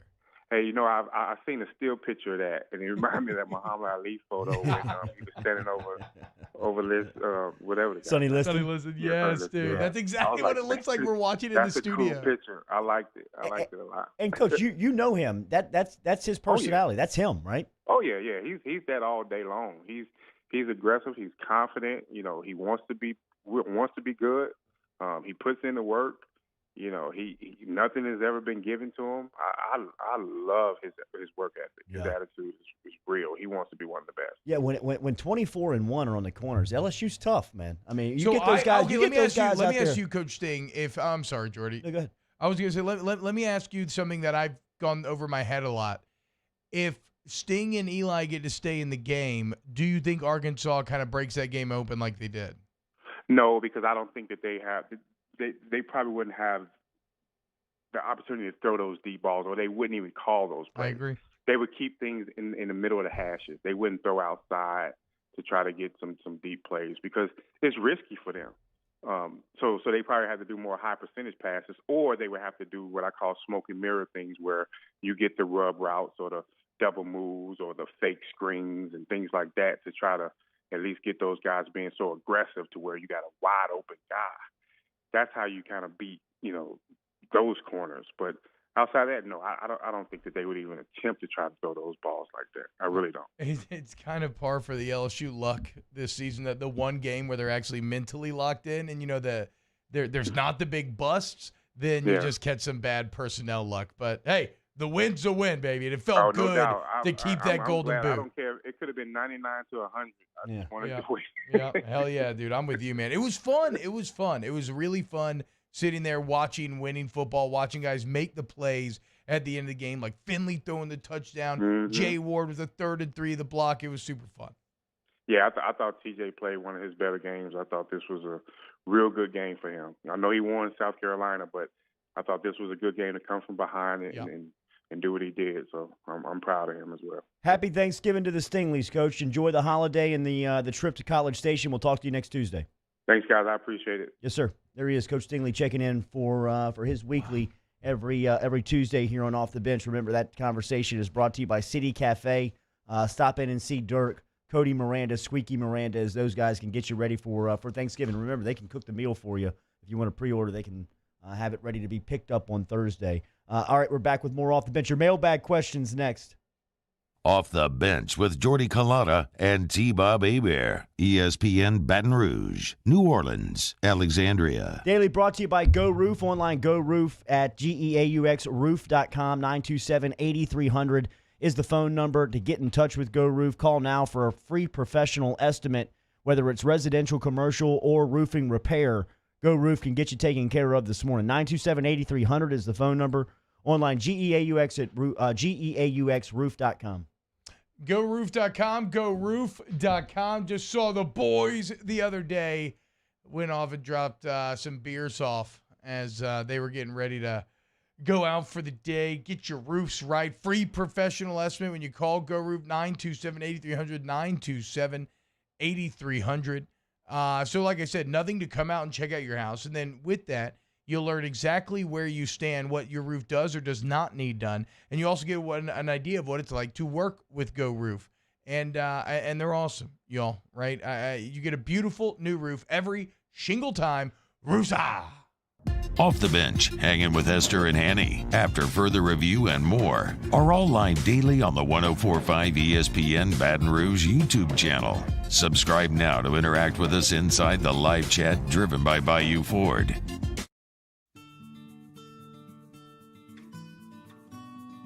This is a house call. This is a follow-up appointment. This is a diabetes checkup. This isn't just more convenient care, it's more advanced care. This is innovating healthcare at Louisiana's #1 hospital, Auctioner. T-Bob Hebert here with breaking news. Front to Back Boat Services is the shop to upgrade your boat tech this fall. With not one but two NMEA certified techs, who better to install your Panoptic sonar, your HD displays. You want to see the fish under the water before you even cast? They have that. Trolling motor you could control with your iPhone? They have that. So what are you waiting for? Get into Front to Back Boat Services right now. Upgrade your boat tech. Make your boating dreams come true. Front to Back Boat Services. You may not know about the 4Kids Foundation, but you've probably heard of the Zurich Classic. And the Zurich Classic exists because of 4 kids. But it's what happens after the tournament that really counts. 100% of the proceeds are donated by the 4Kids Foundation to hundreds of local charities, totaling more than $40 million, all to help local children and families in need. 4Kids helps kids through golf, because every child deserves a shot at a brighter future. Gulf Coast Bank and Trust is a local bank with a straightforward philosophy. It's about doing the right thing for our customers. Participating in our community with annual local fundraisers. Offering individual attention in a modern banking atmosphere with a trusted local company. Gulf Coast Bank invested in technology with a local touch, giving our customers the power to bank anywhere, anytime. We're building relationships through personal service as the bank that cares about you. Gulf Coast Bank and Trust, the bank that cares about you. I've been doing business with Luba for 25 years. They're dependable, trustworthy. It's just the attention to detail with our clients. Our folks have years and years of experience. They're highly trained professionals. But many companies have that asset. What I'd like to think makes Luba a bit different is that we use those talents in a way that truly is dedicated to serving the needs of the folks who depend on us. Are you a licensed contractor? There's lots of good contractors in Louisiana doing work the right way, but unfortunately, too many unlicensed contractors are working outside the licensing requirements. Working as a contractor in Louisiana requires a license for the company doing the work. The Louisiana State Licensing Board for Contractors wants to help you get licensed to allow you to conduct work legally. It's not difficult to get the license. We can help you. Go to lacontractor.org for more information. Hey, it's Matt Moscona inviting you to join us for Monday's AFR, presented by Relief Windows. We'll recap LSU, Arkansas, Saints, Falcons. We'll hear from Ed Ogeron. How did Taysom Hill do? We're talking about it Monday at 3. Join us, 104.5 ESPN, Baton Rouge.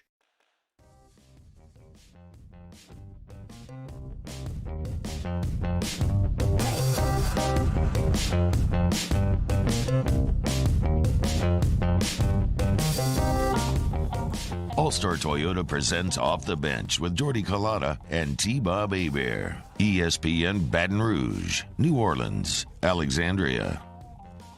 Mailbag questions every week here on Off the Bench. Still a couple of minutes to get them inside of the Bayou Ford chat app as we'll answer them here during this segment. Next segment, we'll talk to New Orleans Saints insider from NewOrleans.football, Nick Underhill. He'll be giving us the latest on the Saints.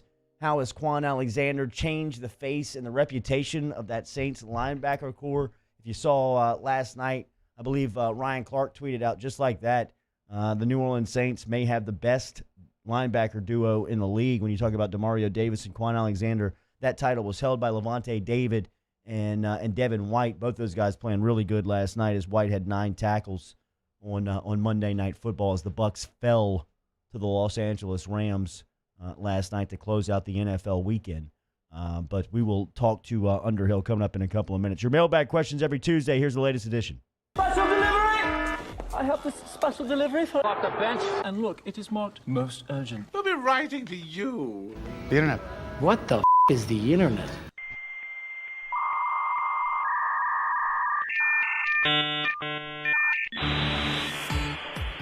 OTB mailbag. What's your favorite Thanksgiving dish? I like everything on a roll. I used to kind of like try to eat everything and try to keep it professional at the table so nobody thought that I was like homeless. But now I pile everything on the plate, grab about 4 or 5 rolls, and just go all in from the jump.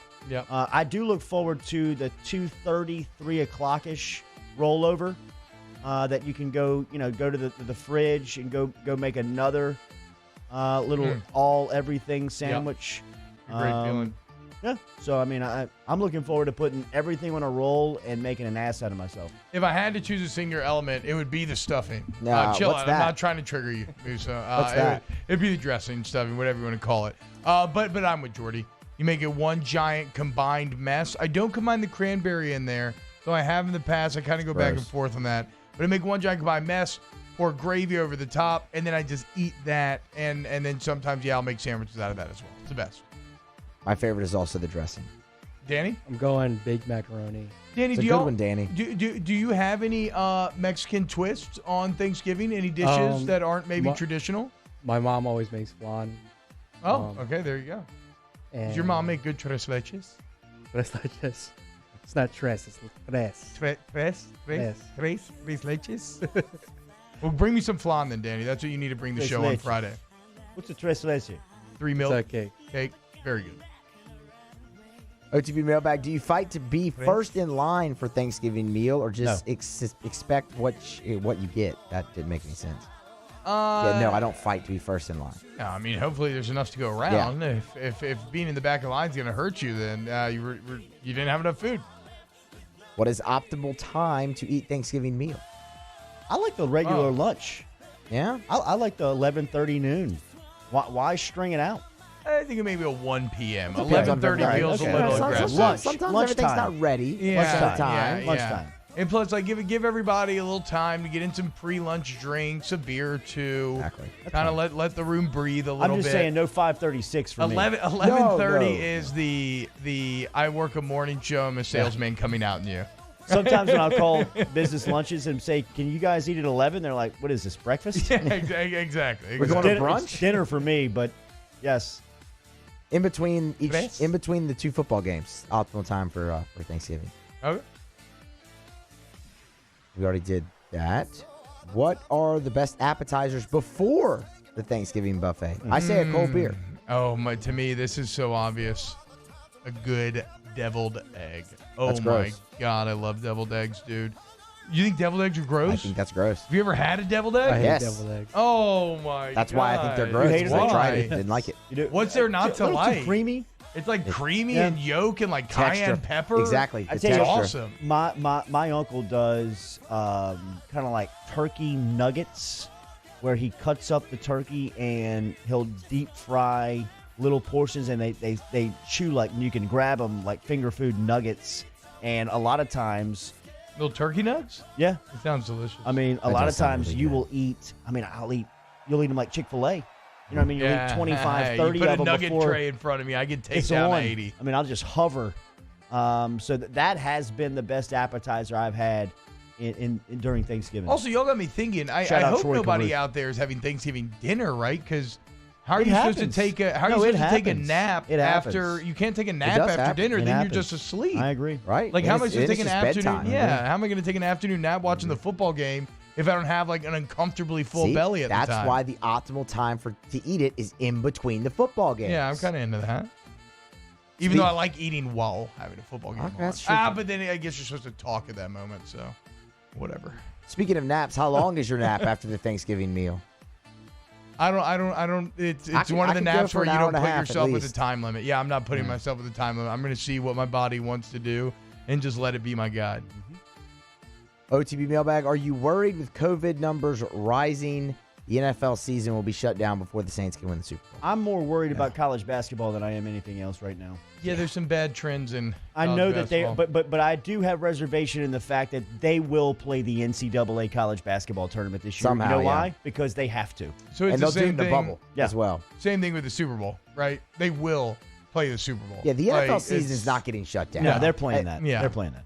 Especially if they've gotten through everything they've already gotten through with it. That's not going to stop. The Hold the Mayo guy's gotten a lot of. He's been becoming very controversial, and I see that he's going at me on these turkey nuggets. I'm going to get you some Hold the Mayo before the end of the week, and then you at me again, Mr. Mayo. I want some fried turkey nuggets. So OTB mailbag. What are we thankful for in 2020? State titles. You kidding me? Shouts out to Rings. Kidding me? LSU won a national championship. What a run for the Bulldogs. Which was awesome. That was a great way to start the year. I had a child. Okay. That was pretty cool. Second little girl. It is sad that when I read this question earlier, the LSU Natty was the first thing that popped into my head. My perspective is horrible. January 13th, man. Was all downhill from there. The championship. Am I missing anything? I know there's got to be something. Saints are going to win Super Bowl. Yes. Okay. Saints are the 1 seed. At Thanksgiving week, the Saints, your New Orleans Saints, are the unquestioned 1 seed, and now we get to make fun of Booger McFarland for 2 weeks ago, saying I still think the Bucs are better than the Saints. I can't wait to get on his ass, dude. Oh yes, and Emil's right. I'm thankful for chess. Good call. Good call. There it is. The chess obsession is just growing daily now, y'all. It's getting absurd, and I'm so bad. I'm getting my ass kicked constantly, but I can't stop reading about it, thinking about it. It's just invaded my brain. So you're just learning how to play chess, or I've always known how to play, but I mean, I knew how the pieces moved. I know you win the game, right? I'm just learning like some actual, just basic beginner level stuff, and I'm just getting smoked online, dude. You got to go through these days. Yeah, so no. Look, I got to take my lumps down. No other way to learn. Yeah. But it's I don't know. It's a fascinating game, and then I'm drawing all kind of parallels between like chess and football, and it's Queen's Gambit has really done a number on me. With that 3-year cap on it, that 3-year championship cap on it. On what? On the chess. Oh no!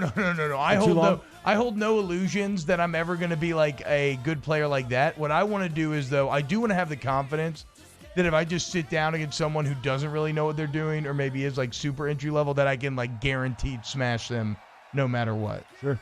Those are your OTB mailbag questions. Always appreciate your interaction here every Tuesday for sending them in. We will talk Nick Underhill about the New Orleans Saints next. Off the Bench with Kalata and T-Bob. Daily brought to you by the Lanoix, Lanoix agency.com. Get in touch with Randy, Brian, and David today about your insurance questions, auto insurance, home insurance, business insurance, flood insurance.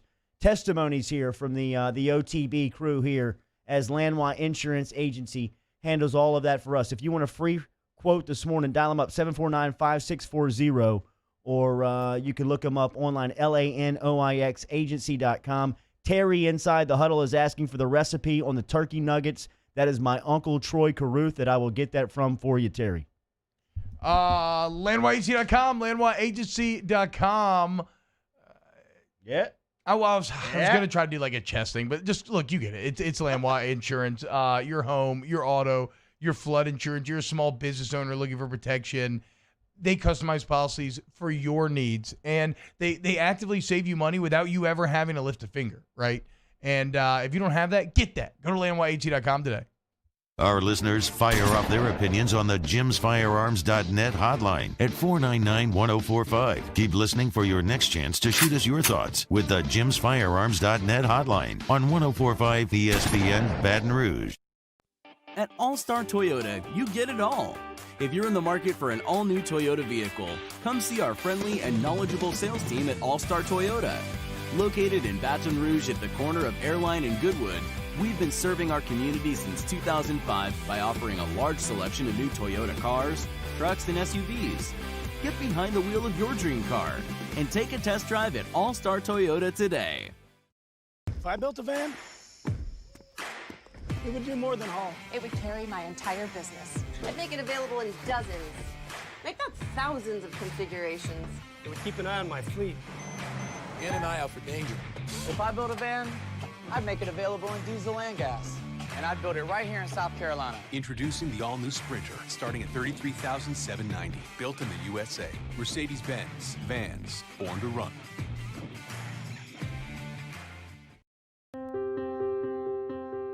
This isn't just another day. It's so much more. Kelly's life was put on hold when her auctioneer primary care doctor discovered a rare blood disorder. Her doctor connected her to an auctioneer care team of cancer, heart, and kidney specialists. With multiple primary care locations around Baton Rouge, same-day appointments, and online scheduling, we're relentless about keeping you healthy. Auctioneer Baton Rouge, innovating healthcare for Kelly. Gulf Coast Office Products is a nationally recognized Savin office equipment dealer based right here in Louisiana. Over 100 employees strong, Gulf Coast has the boots on the ground to support all vertical markets, from education, engineering, legal, and finance. With the latest in office technology, from desktop to production segment units, Gulf Coast and Savin have the perfect fit for you. Call 225-756-2644. That's 756-2644 for Gulf Coast Office Products. ServiceMaster Elite create clean, disinfected work environments. As a local business, we take pride in serving the New Orleans and Baton Rouge areas. Our cleaning protocols follow CDC and OSHA standards for healthcare settings, offices, senior living, restaurants, and industrial plants. Contact ServiceMaster Elite to get your operation ready for reopening with germ disinfection cleaning. ServiceMaster Elite, the trusted choice in professional cleaning since 1996. Gulf Coast Bank & Trust is a local bank with a straightforward philosophy. It's about doing the right thing for our customers. Participating in our community with annual local fundraisers. Offering individual attention in a modern banking atmosphere with a trusted local company. Gulf Coast Bank invested in technology with a local touch, giving our customers the power to bank anywhere, anytime. We're building relationships through personal service as the bank that cares about you. Gulf Coast Bank & Trust, the bank that cares about you. To all of our heroes. Join us for a Tuesday edition of Jimmy Ott's Game Time. We're live from Doe's Eat Place to break down all the latest action. Come see us on Government Street at 6 p.m. and enjoy some delicious steak, or tune in here to 104.5 ESPN Baton Rouge.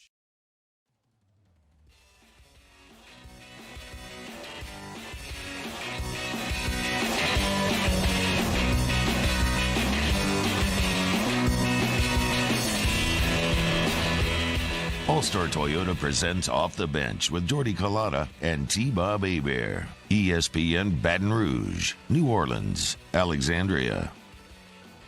Weekly New Orleans Saints updates with Nick Underhill on OTB are brought to you by former LSU Tiger and attorney Chris Perrette. All right, remixing you in here for Nick Underhill. What's that? I'm trying to figure out this dress. I said it wrong again. Never mind. Sorry. We're getting you the turkey bites recipe as well. Matt Alamon inside of the Twitter, he tweeted in needing the recipe as well. I've texted my mom has a twin. Her sister is her husband is the one that has the recipe for the turkey bites. I'll get those out, and if we don't get it before 9 o'clock, I'll tweet out the recipe at Jordy Collada. Every Tuesday we talk Nick Underhill about New Orleans Saints, and the Saints right now. They might be the hottest team in the league. 7 winners of 7 straight as Taysom Hill and the Saints take care of the Falcons. Last week, the defensive line, Quan Alexander, a lot of storylines to get to as the Saints travel to Denver this weekend. If you want New Orleans Saints coverage, if you're looking for New Orleans Saints news, there's really only one site, and that is neworleans.football. The publisher and author there is Nick Underhill. He also puts out a podcast under that same title, neworleans.football. That is a fantastic listen that keeps you up to date with everything that's happening around the Saints organization. Nick, good morning. How are you? Happy Thanksgiving. Hey, I'm doing well. Gentlemen, how we doing? Doing okay. How has Quan Alexander changed the reputation or changed the mindset of this defense in just 2 short weeks? What is the impact that he has made on the unit? Wow, Quan's the headliner over Taysom. All right, we'll start there. Welcome to LSU country, Nick.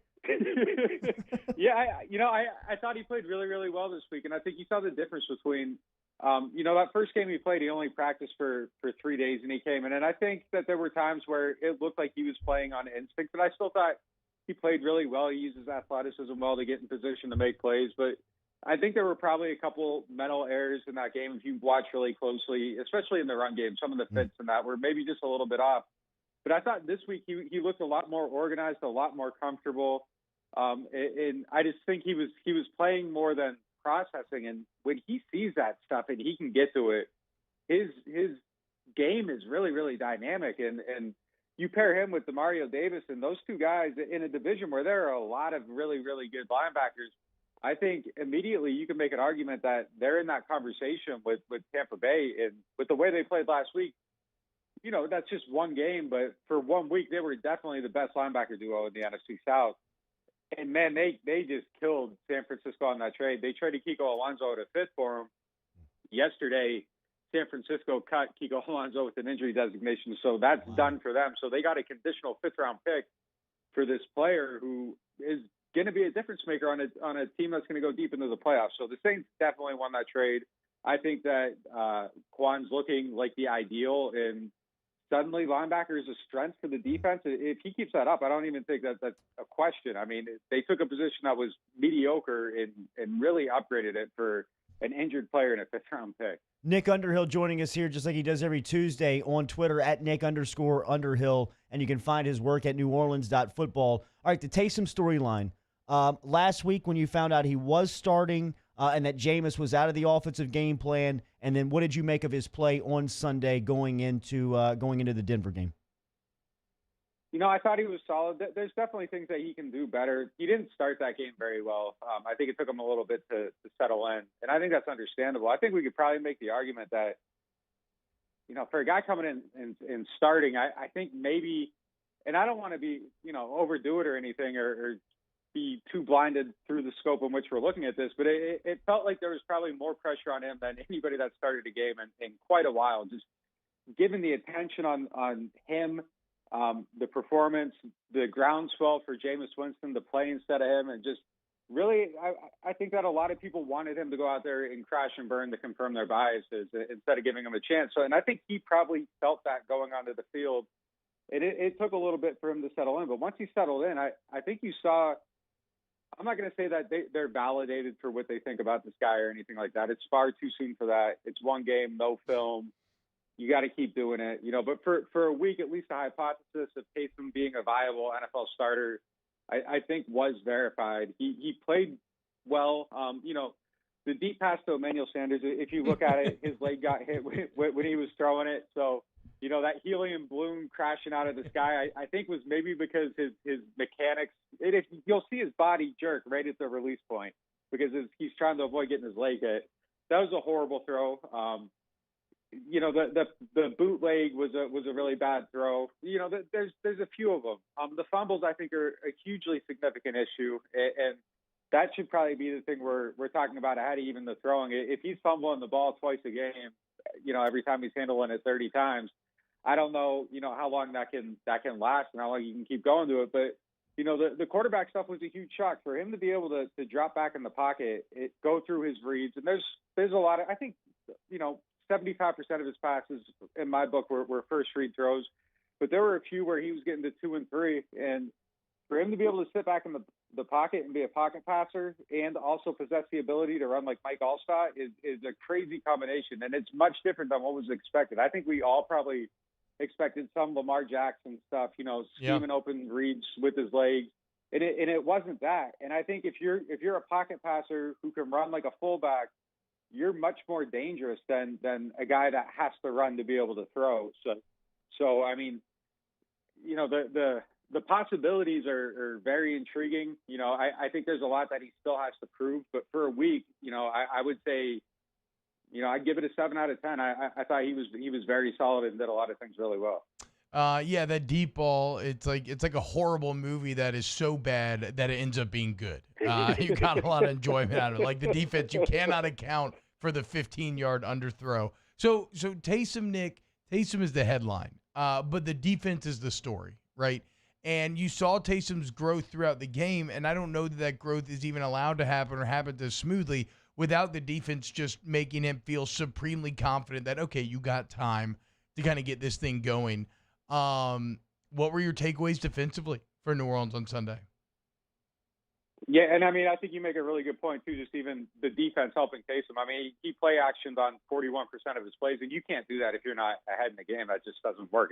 It's gone. So you aren't getting these deep drops and giving yourself a little bit more time for things to develop and you know, just having that layer of protection. So, yeah, I mean, playing with the lead is the other thing. Can Taysom keep them in a game when it's close when they're behind? I mean, there's a ton of questions before we get way ahead of it. But, yeah, the defense overall, I mean, that was an incredible performance. And I think, 3 weeks in a row now, they're kind of validating it. I don't think it's a coincidence. And, there's just a lot of little details. I think it was like their fourth or fifth sack of the game on the right side of the formation. They're kind of in a tight split over there, and the two guys are lined up real close. And Chauncey Gardner-Johnson and Janoris Jenkins just got to switch. And it's such a simple thing. But earlier in the season, when there's these situations where they got to switch, there's any communication, the two players end up picking each other, and it turned into a deep pass down the field. And they're sorting through stuff like that. And it's just all those little moments and these details that they weren't getting right early in the season, they are getting right now. And it's paying off. And I think all along they've had the talent. I made some really bold and broad statements during the offseason that made me look like probably the dumbest person around for a while. Hey, you look good now, though, Nick. I mean, it's paying off, dude. They're 8th in scoring defense now. Like, they're climbing the ranks. Since week 6, they are without a doubt the best defense in the entirety of the NFL. And I'm glad that you mentioned the coverage because we start with the pass rush, but when you look at how Matt Ryan was having to hold on to the ball, like the coverage created a lot of these opportunities. That said, though, the pass rush is just fantastic right now. It seems like the emergence of Onyemata and the return of Davenport has just made it to where the whole is greater than the sum of its parts. Like, this group is just overwhelming. What about the role that Demario Davis plays in this pass rush, Nick? Because I feel like I don't always mention him or think about him, but he's constantly back there making plays, and he's allowed a lot of these 5-man rush concepts to just be, like, unstoppable. I love watching him blitz. Just the way he sees the field. There's just so much thought and intellect behind the way he approaches it. And it's not just the guy running. I mean, it's the way he reads stuff and sets it up and goes after it. I mean, it's really something to watch. He had one this week. He just kind of, sorted through, kept his eyes in the right place, let the play action clear itself out, and bam, he's gone. He just saw it. And I don't even know if he was supposed to be blitzing on that play, but he just read it, and you could see him adjust and make this adjustment. And man, it was just the way he does that and the way he sees the field. There's these moments when it shows up, and you can just tell he's playing a little bit of a different game than everybody else, and that's why he is who he is and why he's risen to the level that he's at. But yeah, the pass rush, man, overall, Onyemata, you mentioned him. I mean, he just continues to kill it, and I think that he's at the point now where you start looking at him in a broader scope just moving forward. He's gotten it this year. I don't know if last year when Sheldon Rankins went out, if he took full advantage of his opportunity, but he is this year. And I think that development is going to continue. And look, I mean, he just engulfs people, and he falls to the ground, and he falls to the ground with so much momentum that he ends up in a position to get sacks. I mean, it's just everything about him is forward and taking people out. Trey Hendrickson, we make jokes about him kind of a little bit, and it seems like everybody's reluctant to give him his credit. And I don't know if he's playing to a point where you look at him like, wow, he's the best defensive end in the league, but he is sitting atop the sack leaderboard. Yeah. And, his bull rush is really good. His technique's great. He's stepping up in a year and getting production where the guy on the other side of the line took a little bit to get going. And I think he deserves more credit for the role that he's played. And, we talk about Davenport every week. He didn't have a huge role in this game, but he's been killing it too. So the pass rush has been, really good. I think it goes hand in hand with the secondary, like you said, when they're covering well, they get after it. I think you could probably call at least 5 of those sacks in this game coverage sacks, and that isn't something that was happening earlier in the season. So everything's kind of going hand in hand. It's meshing at the right point to move forward with a quarterback who's probably going to have some variances in his play until he settles in, until Drew Brees comes back. But I mean, this team is in a spot where it's just really rolling, and it's crazy to think that, even coming into this, I don't know if anybody made a big enough deal that the starting quarterback was out, but you just kind of know that they have the team to get through it. And yeah, I don't know if there's a lot of teams like that. Adam Troutman had a grab yet on Sunday for 19 yards. It looks like he's trying to find a role in this offense. Where's he fit in? He's got to block better. I think if he blocked better in the run game, he would have a role. He played out snap Jared Cook, and if he had blocked just a little bit better in the run game, I think you'd be looking at it like it'd be a guarantee that's going to happen more and more often. his production, in the passing game, slowly coming along, but he runs good routes, and you see some trust there. I think that his versatility suits him a little bit better than some of the other tight ends with Taysom Hill back there. There were a few plays where they lined him up in the backfield, and you can put him different places. He blocked well in the screen game, in the passing game, but there were a couple plays where, he ended up on a defensive end in the run game, and he just got blown back. But I mean, that's going to be the element of his game that takes a little bit more time to come together. He's coming from a low-level college program. He's never really blocked before. It was all, passing game stuff for him there. But the willingness is there, and I think that's a huge thing. And if you have the willingness in his size and stature, you can figure it out. Players like Jimmy Graham didn't have the willingness, and it just never comes. So I think that's 70% of it. The technique will come. He'll figure it out. At some point, he's going to be really good. I think we see the glimpses. It's just going to take him a little bit more time to get there. Have a good holiday, Nick. Happy Thanksgiving. We'll talk to you next Tuesday. Yep, thanks for having me. Yep. Close that hour 2 next. Off the Bench with Kalata and T-Bob. Coy's Diesel. Remember, online, coysdiesel.com. If you drive a light, medium, or heavy-duty diesel truck, Coy and the crew are ready for you today. Get in touch with them. They're on Airline Highway. Great shop out in Gonzales. Does not matter the brand, whether it's a Ford, Dodge, Chevy. They can get you back up and operating. If you're broken down on the side of the road and need assistance, Coy can get to you today. 24-hour towing, get it back to the shop, and get that repair for the light, medium, or heavy-duty diesel truck. Online, coysdiesel.com. Coysdiesel.com. Coy is spelled C-O-Y-S. If you have a diesel vehicle, go to the place with diesel in its name. And like Jordy's talking about, year, make, model, doesn't matter. The drop-down menu has it all. 24/7 emergency roadside assistance. 24/7. So if you break down, you already know who to call. It's Coy's Diesel. The truck will come out, make sure that you get back on the road safely. But it's not all just about repairs. If you want to upgrade, you want new parts, you want new brakes, gauges, pods, even put some NOS in your diesel vehicle. It's all there for you. CoysDiesel.com, 647-3699. We opened up the playbook and expanded our coverage. Listen daily in high definition on 98.1 HD2. We are 104.5 ESPN Baton Rouge. Do you know someone who sets a good example for all of us to follow? Someone who, without being asked, shows leadership, selflessness, and service to their community? We believe that's the definition of a good citizen, and so does Citizens Bank and Trust. So, if you know someone that sounds like what Jordy was just describing, nominate them to be your good citizen, and they'll have a chance to win $500 from Citizens Bank and Trust. Plus, we'll mention him right here on the show. So go to citizensbankandtrust.com for more details and nominate your good citizen. At All-Star Toyota, you get it all. If you're in the market for an all-new Toyota vehicle, come see our friendly and knowledgeable sales team at All-Star Toyota. Located in Baton Rouge at the corner of Airline and Goodwood, we've been serving our community since 2005 by offering a large selection of new Toyota cars, trucks, and SUVs.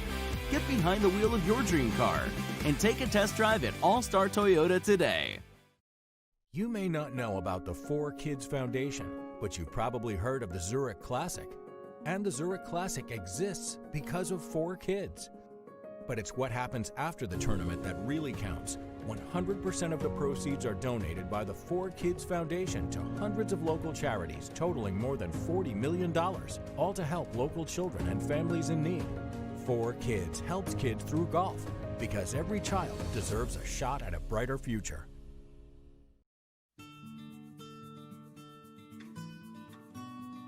This is a house call. This is a follow-up appointment. This is a diabetes checkup. This isn't just more convenient care, it's more advanced care. This is innovating healthcare at Louisiana's #1 hospital, Ochsner. T-Bob Hebert here with breaking news. Front to Back Boat Services is the shop to upgrade your boat tech this fall. With not 1 but 2 NMEA certified techs, who better to install your Panoptic sonar, your HD displays. You want to see the fish under the water before you even cast? They have that. Trolling motor you could control with your iPhone? They have that. So what are you waiting for? Get into Front to Back Boat Services right now. Upgrade your boat tech. Make your boating dreams come true. Front to Back Boat Services. If I built a van, It would do more than haul. It would carry my entire business. I'd make it available in dozens. Make that thousands of configurations. It would keep an eye on my fleet. And an eye out for danger. If I built a van, I'd make it available in diesel and gas. And I'd build it right here in South Carolina. Introducing the all-new Sprinter, starting at $33,790. Built in the USA. Mercedes-Benz. Vans. Born to run.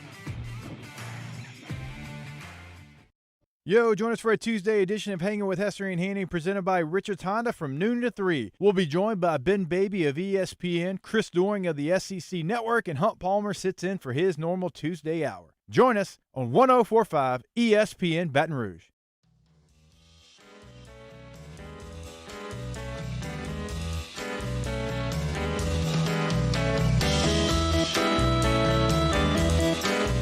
All-Star Toyota presents Off the Bench with Jordy Collada and T-Bob Hebert. ESPN Baton Rouge, New Orleans, Alexandria. All right, Hour 3 OTB OT coming at you as we continue the discussion of LSU taking on Texas A&M. Appreciate Coach Ed Ogeron for his weekly visit here on Tuesday. If you missed it, it's online, brought to you by Carriages of Baton Rouge. We also talked to Derrick Stingley Sr. at 8 a.m. Good stuff from Nick Underhill last segment as Underhill was talking about the New Orleans Saints. Saints on the road this weekend taking on the Denver Broncos.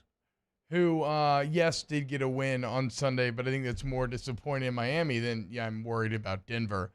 Do y'all know what today is? Anniversary-wise. What this would be the anniversary of. What happened on this day? JFK? Nope. But that is the ultimate, what day is this? It's it's a JFK. I agree with that. Well, isn't that the 22nd? November 22nd? Oh, I actually have no idea. I didn't even realize it was around this time of year. I think it was 2 days ago. What's today? 74, 72. 2 years ago today was when that A&M game 7 went OT? down. Yeah, the 7 OT, 74, 72 football game. Gross. I know. LSU would love to go to 7 OTs this week against them because I think they're going to struggle to keep it that close, which we'll get into some more next hour as we do a kind of very surface-level statistical first pass on A&M. I remember how when I was going through stats the other week, I found that they were 60% on third down. They're good in a lot of areas. A&M? Yeah. Yeah. I don't think they're. Yeah, and by the way, they've held that now. They're still They're converting 62% of their third downs. Wow. That's real good. Yeah, number one total defense in the league, second best rushing offense in the league. All right, that's enough from you. It ain't good. It looks like Ken Jennings is going to be the next Jeopardy host. Jennings, one of the greatest contestants in show's history. He'll be the first of a series of guest hosts following the death of beloved host Alex Trebek earlier this month. Trebek, who hosted the trivia game for 37 seasons dating back to 1984, died on November 8th, dealing with pancreatic cancer. The favorite to take the podium is Jennings. We talked about this as soon as the news broke on Trebek. He hit the scene in 2004 with a 74-game win streak on Jeopardy, totaling over $4 million in winnings. Sony says that they will have more hosts that will be announced in the weeks to come. The last episode that Trebek filmed will air in early January, and the episodes hosted by Jennings and other interim hosts will start airing on January 11th. Little Jay's birthday. Hour 3 OTBOT coming at you. Off the bench, All-Star Toyota. All right, remember, stick around. It's going to be fun. We got our NFL recap, talk a little LSU A&M, little Saints Broncos here on OTBOT.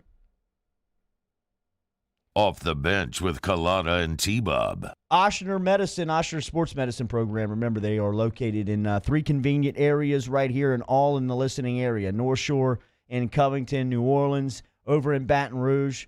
They can help you today get back into the game, get back into the pool, get your body feeling back right again. Online, Oshner.org is where you find all the information. But stop in and check out the state-of-the-art facilities, Covington, New Orleans, and Baton Rouge. Oshner.org, Oshner.org. If you have any pain, you get injured, you already know where to go. They maximize your recovery. They maximize the experience at every single turn, right? I mean, literally in the pre-op and post-op hallways over here in Baton Rouge at the Grove, The walls are covered in antimicrobial paint.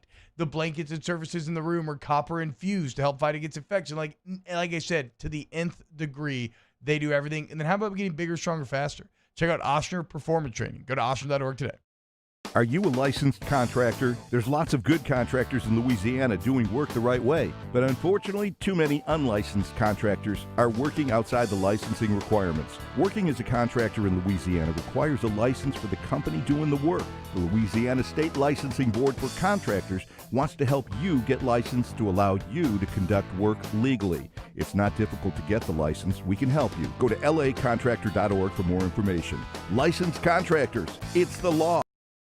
Gulf Coast Bank and Trust is a local bank with a straightforward philosophy. It's about doing the right thing for our customers. Participating in our community with annual local fundraisers. Offering individual attention in a modern banking atmosphere with a trusted local company. Gulf Coast Bank invested in technology with a local touch, giving our customers the power to bank anywhere, anytime. We're building relationships through personal service as the bank that cares about you. Gulf Coast Bank and Trust, the bank that cares about you.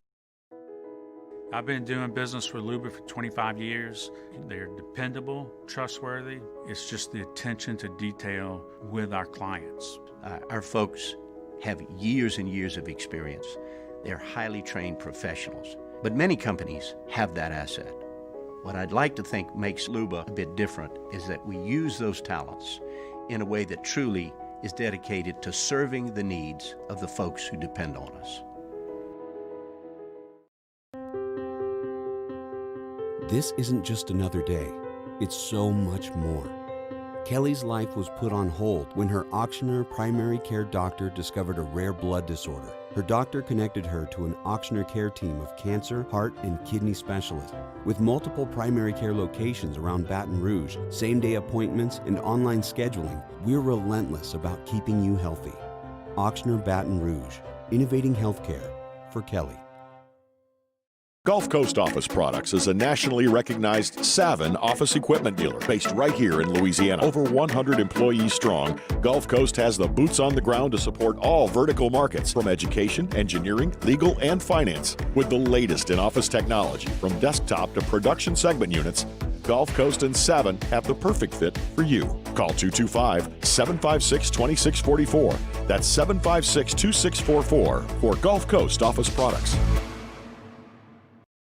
ServiceMaster Elite create clean, disinfected work environments. As a local business, we take pride in serving the New Orleans and Baton Rouge areas. Our cleaning protocols follow CDC and OSHA standards for healthcare settings, offices, senior living, restaurants, and industrial plants.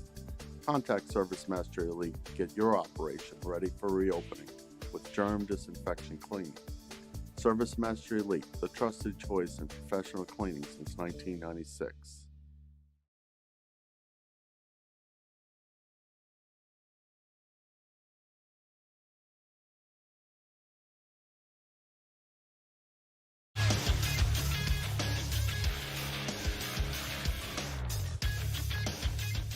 Good morning. It's 9 a.m. on Tuesday, November 24th. Today in Baton Rouge, expect mostly sunny skies with a high of 78. In case you missed hours 1 or 2 of the show, catch that up at the on-demand section at 1045ESPN.com, brought to you by Carriages. Coming up on OTBOT, the Athletics' Brody Miller stops by at 9:30. Follow today's show on Twitter at OTB_ESPN or watch live at the 1045 ESPN YouTube channel. You can interact inside the Bayou 4 chat.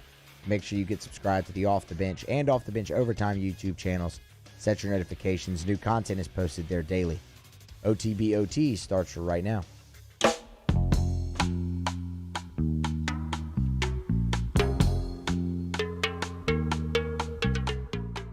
All-Star Toyota presents Off the Bench with Jordy Collada and T-Bob Hebert.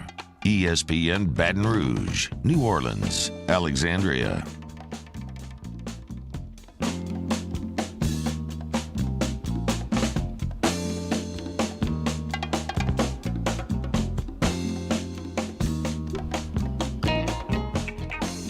Yo, what's going on, y'all? Welcome in OTBOT. If you're watching on YouTube, what's up? Welcome. Hit the like button. Help share the show. Just hitting the like button does that. I'm your host, T-Bob Hebert, Matthew Musso. Danny Cardenas with me as always. Look, I feel like the OT hour is always a bit more intimate. It's a lot more of us three and y'all just kind of hanging out here. Some more honest space. And I got to be honest, I am struggling with a bit of senioritis on this Tuesday, but we still have a lot to get to. This hour just might be kind of some chill vibes, if you will. And by the way, I'm not, yes, I have a sweatshirt on, which I guess is actually okay because it's actually kind of cold outside today. It's freezing in this room. It always is, so don't judge me. We're going to get into some LSU A&M. Boys, scratching the surface here. It doesn't look very good for LSU, unfortunately. You see why they're a 12-point dog. There's a lot of element to this game that you really, really do not like. As far as Saints Broncos, I guess you could say the opposite is true, right? It's tough to find an element that you don't love. This is a Broncos team. I mean, Drew Lock going against this Saints defense and the way that they're playing, I don't know how the Broncos have any offensive success outside of the NFL just being the NFL. And, things do tend to even out a bit. But this is the Saints team that is playing with so much confidence right now that I think they're just going to get better and better as the season goes on. They're starting, I guess I would say they're peaking at the right time. I wonder if that's true. It's always better to be playing your best later. Can you push it too much later? I guess none of it matters. They're 8-2. It looks like they're going to roll over the Broncos. It's kind of the opposite of where LSU sits at 3-3 and likely looking like they are going to get rolled over. All right, let's dive into some of these. By the way, no, let's start here. Because like I said at the end of last hour, it is the 74-72 anniversary today. Moose, so I'm sure you have some thoughts. Danny, do you have any memories of the LSU A&M game? Like, did you have anything that stands out to you or where you were or anything? I was at a party, but oh my God, what was that? Crazy. What was the vibes like at that party? Yeah, it was like up and down. It's like, yeah, we won, and then they came back, and it was constant up and down. What was it? Did the party immediately break down when the game ended? Yes. Yeah. It was very heartbreaking. Everybody went their separate ways. Everybody left. Yeah. That is one of the funniest things when you watch a game at like a big game at like a bar or something like that. The post-game atmosphere is wildly different depending on what happens, right? Like Bayou Beer Garden after a huge Saints win, it's awesome. Everybody stays around. They're drinking. The party keeps rolling. Huge Saints lost, party over. Everybody goes home. That's a wrap. Shut it down. And then it's like, wait, what? I mean, come on. Musa, what about you? 74-72. Yeah, I mean, it basically just ruined the night. We watched the game at Walk-Ons, and our plan was after that was to go downtown. But the game kept going and going and going to the point where it's like, well, the bar closes at 2. It's 11:30, and we're going to the 7th overtime.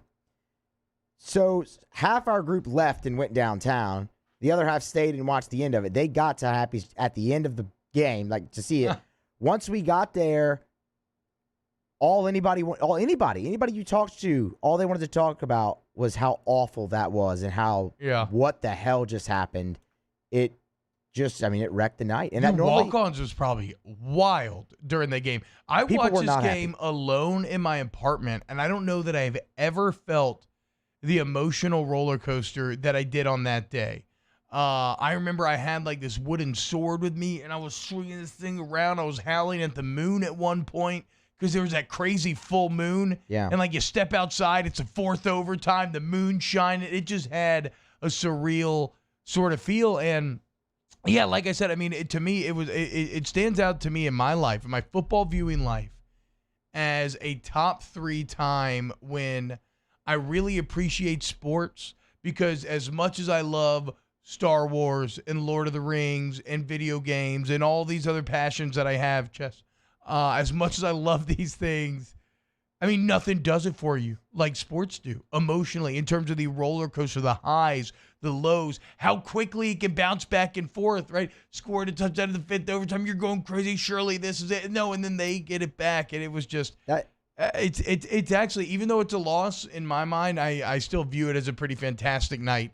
One of the most entertaining football games I've ever seen in my entire life.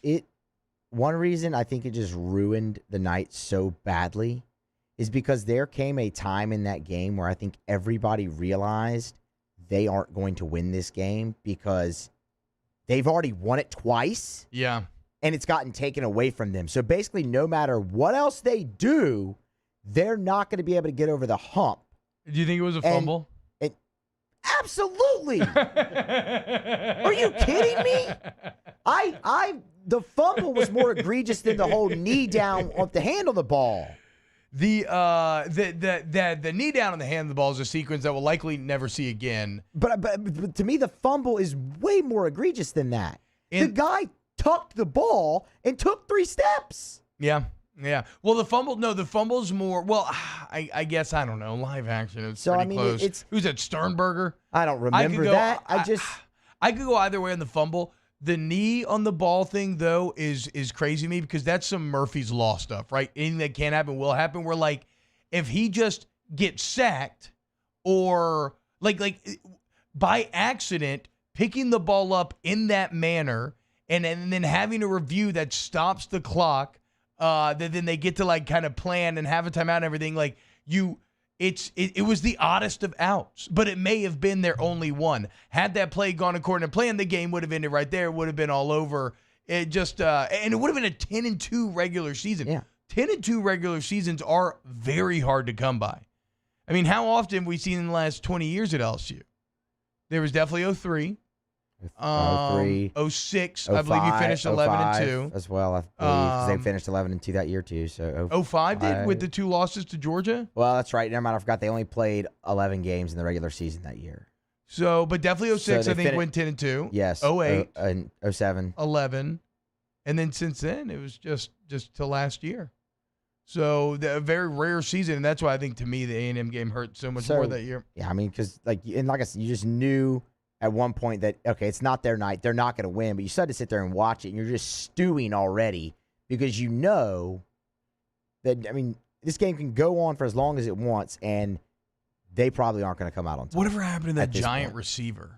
What was his name? The guy that just absolutely killed LSU that number night. 13? Yes, he just looked like the freaking Predator out there, dude. 14, number 13 he was so big, dude. What happened to him? Like, is he in Great the question. NFL right now? Surely he's in the NFL. I have to Somebody remember needs his name. I think he is in the NFL, yes. Somebody needs to look this up. Yeah, Alex Anderson saying that game was over. I mean, the pick, Coach O getting the Gatorade dumped on him. We just watched it here on the YouTube. A wild game. Anything that can happen will happen, including a 7 OT, 74-72 score. But if we want to look at the bright side, y'all, a lot of the seeds of Joe Burrow were planted that night, right? In terms of him, and I think he'd already won over the team, but in terms of him kind of maybe winning over the entire fan base, in terms of getting a look into the Jordan-esque competitive spirit that he has. I mean, I remember thinking what a warrior he was, the amount of quarterback runs they did that night, the amount of hits that Burrow had to take. And then make no mistake, that served as ample motivation going in the offseason. Obviously, for the A&M game, you look what they did last year, but just going in the offseason whole. Now, unfortunately, y'all, what was the final score of last year's A&M game, actually? 50-7. Oh, no. It was beautiful. It was beautiful, but unfortunately now the shoe's back on the other foot, boys, because when you look at this game, it becomes a bit concerning for the LSU Tigers. First off, I did not realize this. Texas A&M, number 1 in the entirety of the SEC when it comes to total defense.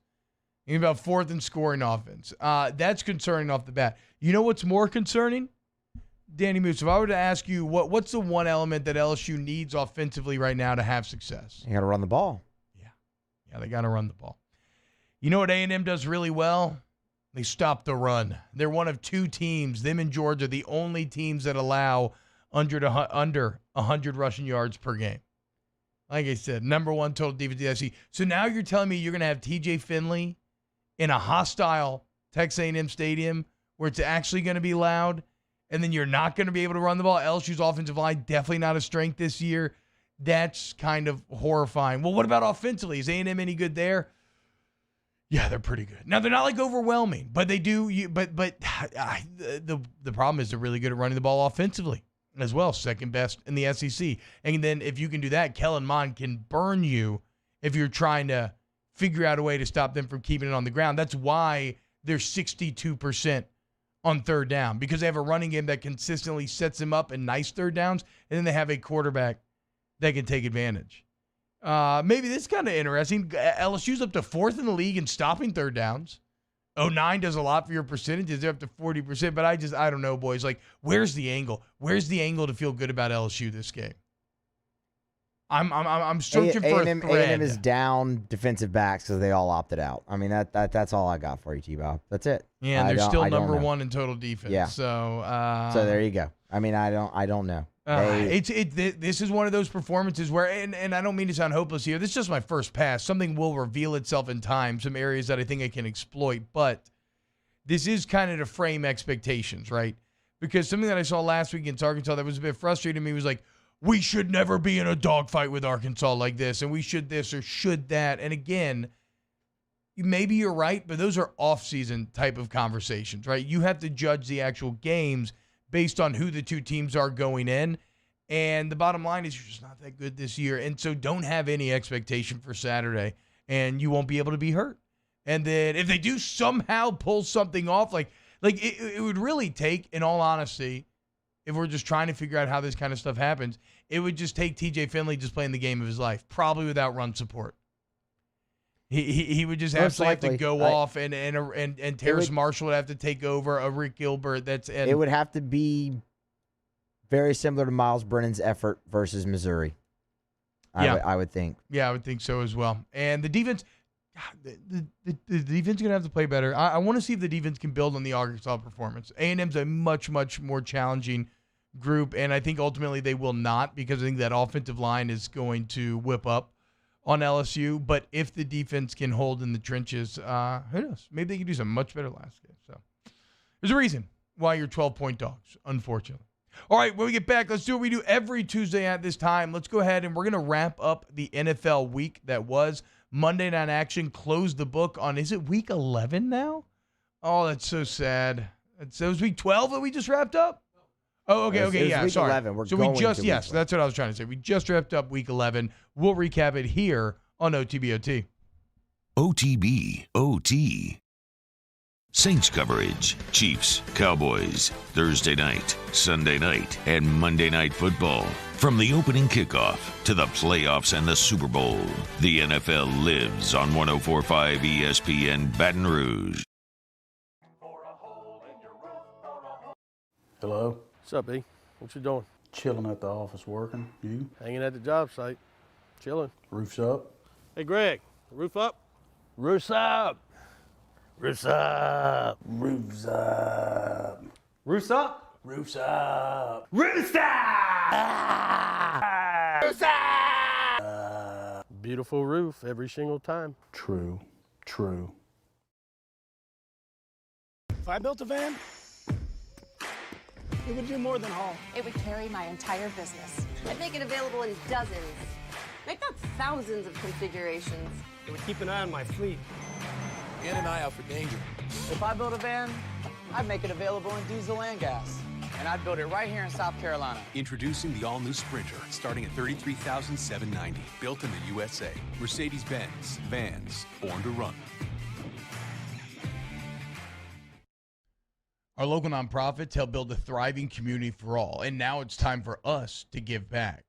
So join us for 225 Gives on Giving Tuesday, December 1st, to build community and unite action. Learn more at 225gives.org. Are you a licensed contractor? There's lots of good contractors in Louisiana doing work the right way, but unfortunately, too many unlicensed contractors are working outside the licensing requirements. Working as a contractor in Louisiana requires a license for the company doing the work. The Louisiana State Licensing Board for Contractors wants to help you get licensed to allow you to conduct work legally. It's not difficult to get the license. We can help you. Go to lacontractor.org for more information. Licensed contractors, it's the law. Gulf Coast Bank and Trust is a local bank with a straightforward philosophy. It's about doing the right thing for our customers. Participating in our community with annual local fundraisers. Offering individual attention in a modern banking atmosphere with a trusted local company. Gulf Coast Bank invested in technology with a local touch, giving our customers the power to bank anywhere, anytime. We're building relationships through personal service as the bank that cares about you. Gulf Coast Bank and Trust, the bank that cares about you. At All-Star Toyota, you get it all. If you're in the market for an all-new Toyota vehicle, come see our friendly and knowledgeable sales team at All-Star Toyota. Located in Baton Rouge at the corner of Airline and Goodwood, we've been serving our community since 2005 by offering a large selection of new Toyota cars, trucks, and SUVs. Get behind the wheel of your dream car and take a test drive at All-Star Toyota today.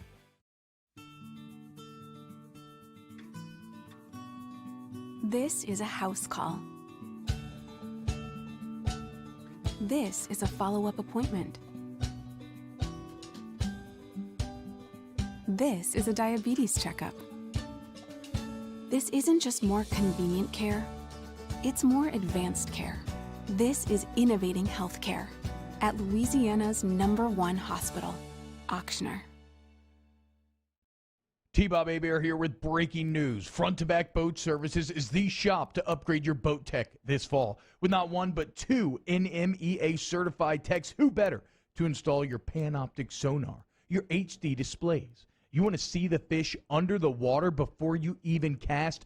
They have that. Trolling motor you could control with your iPhone? They have that. So what are you waiting for? Get into Front to Back Boat Services right now. Upgrade your boat tech. Make your boating dreams come true. Front to Back Boat Services. Hey, T-Bob, sports wouldn't be the same without the die-hard fans, so we're highlighting the fans that do it the most. Every week, 104.5 ESPN Baton Rouge brings you the Citizens Bank Fan of the Week. Check it out, 1045ESPN.com. It's the Citizens Bank Fan of the Week. Hey, it's Matt Moscona inviting you to join us for Monday's AFR, presented by Relief Windows. We'll recap LSU Arkansas, Saints Falcons. We'll hear from Ed Ogeron. How did Taysom Hill do? We're talking about it Monday at 3. Join us, 1045 ESPN Baton Rouge.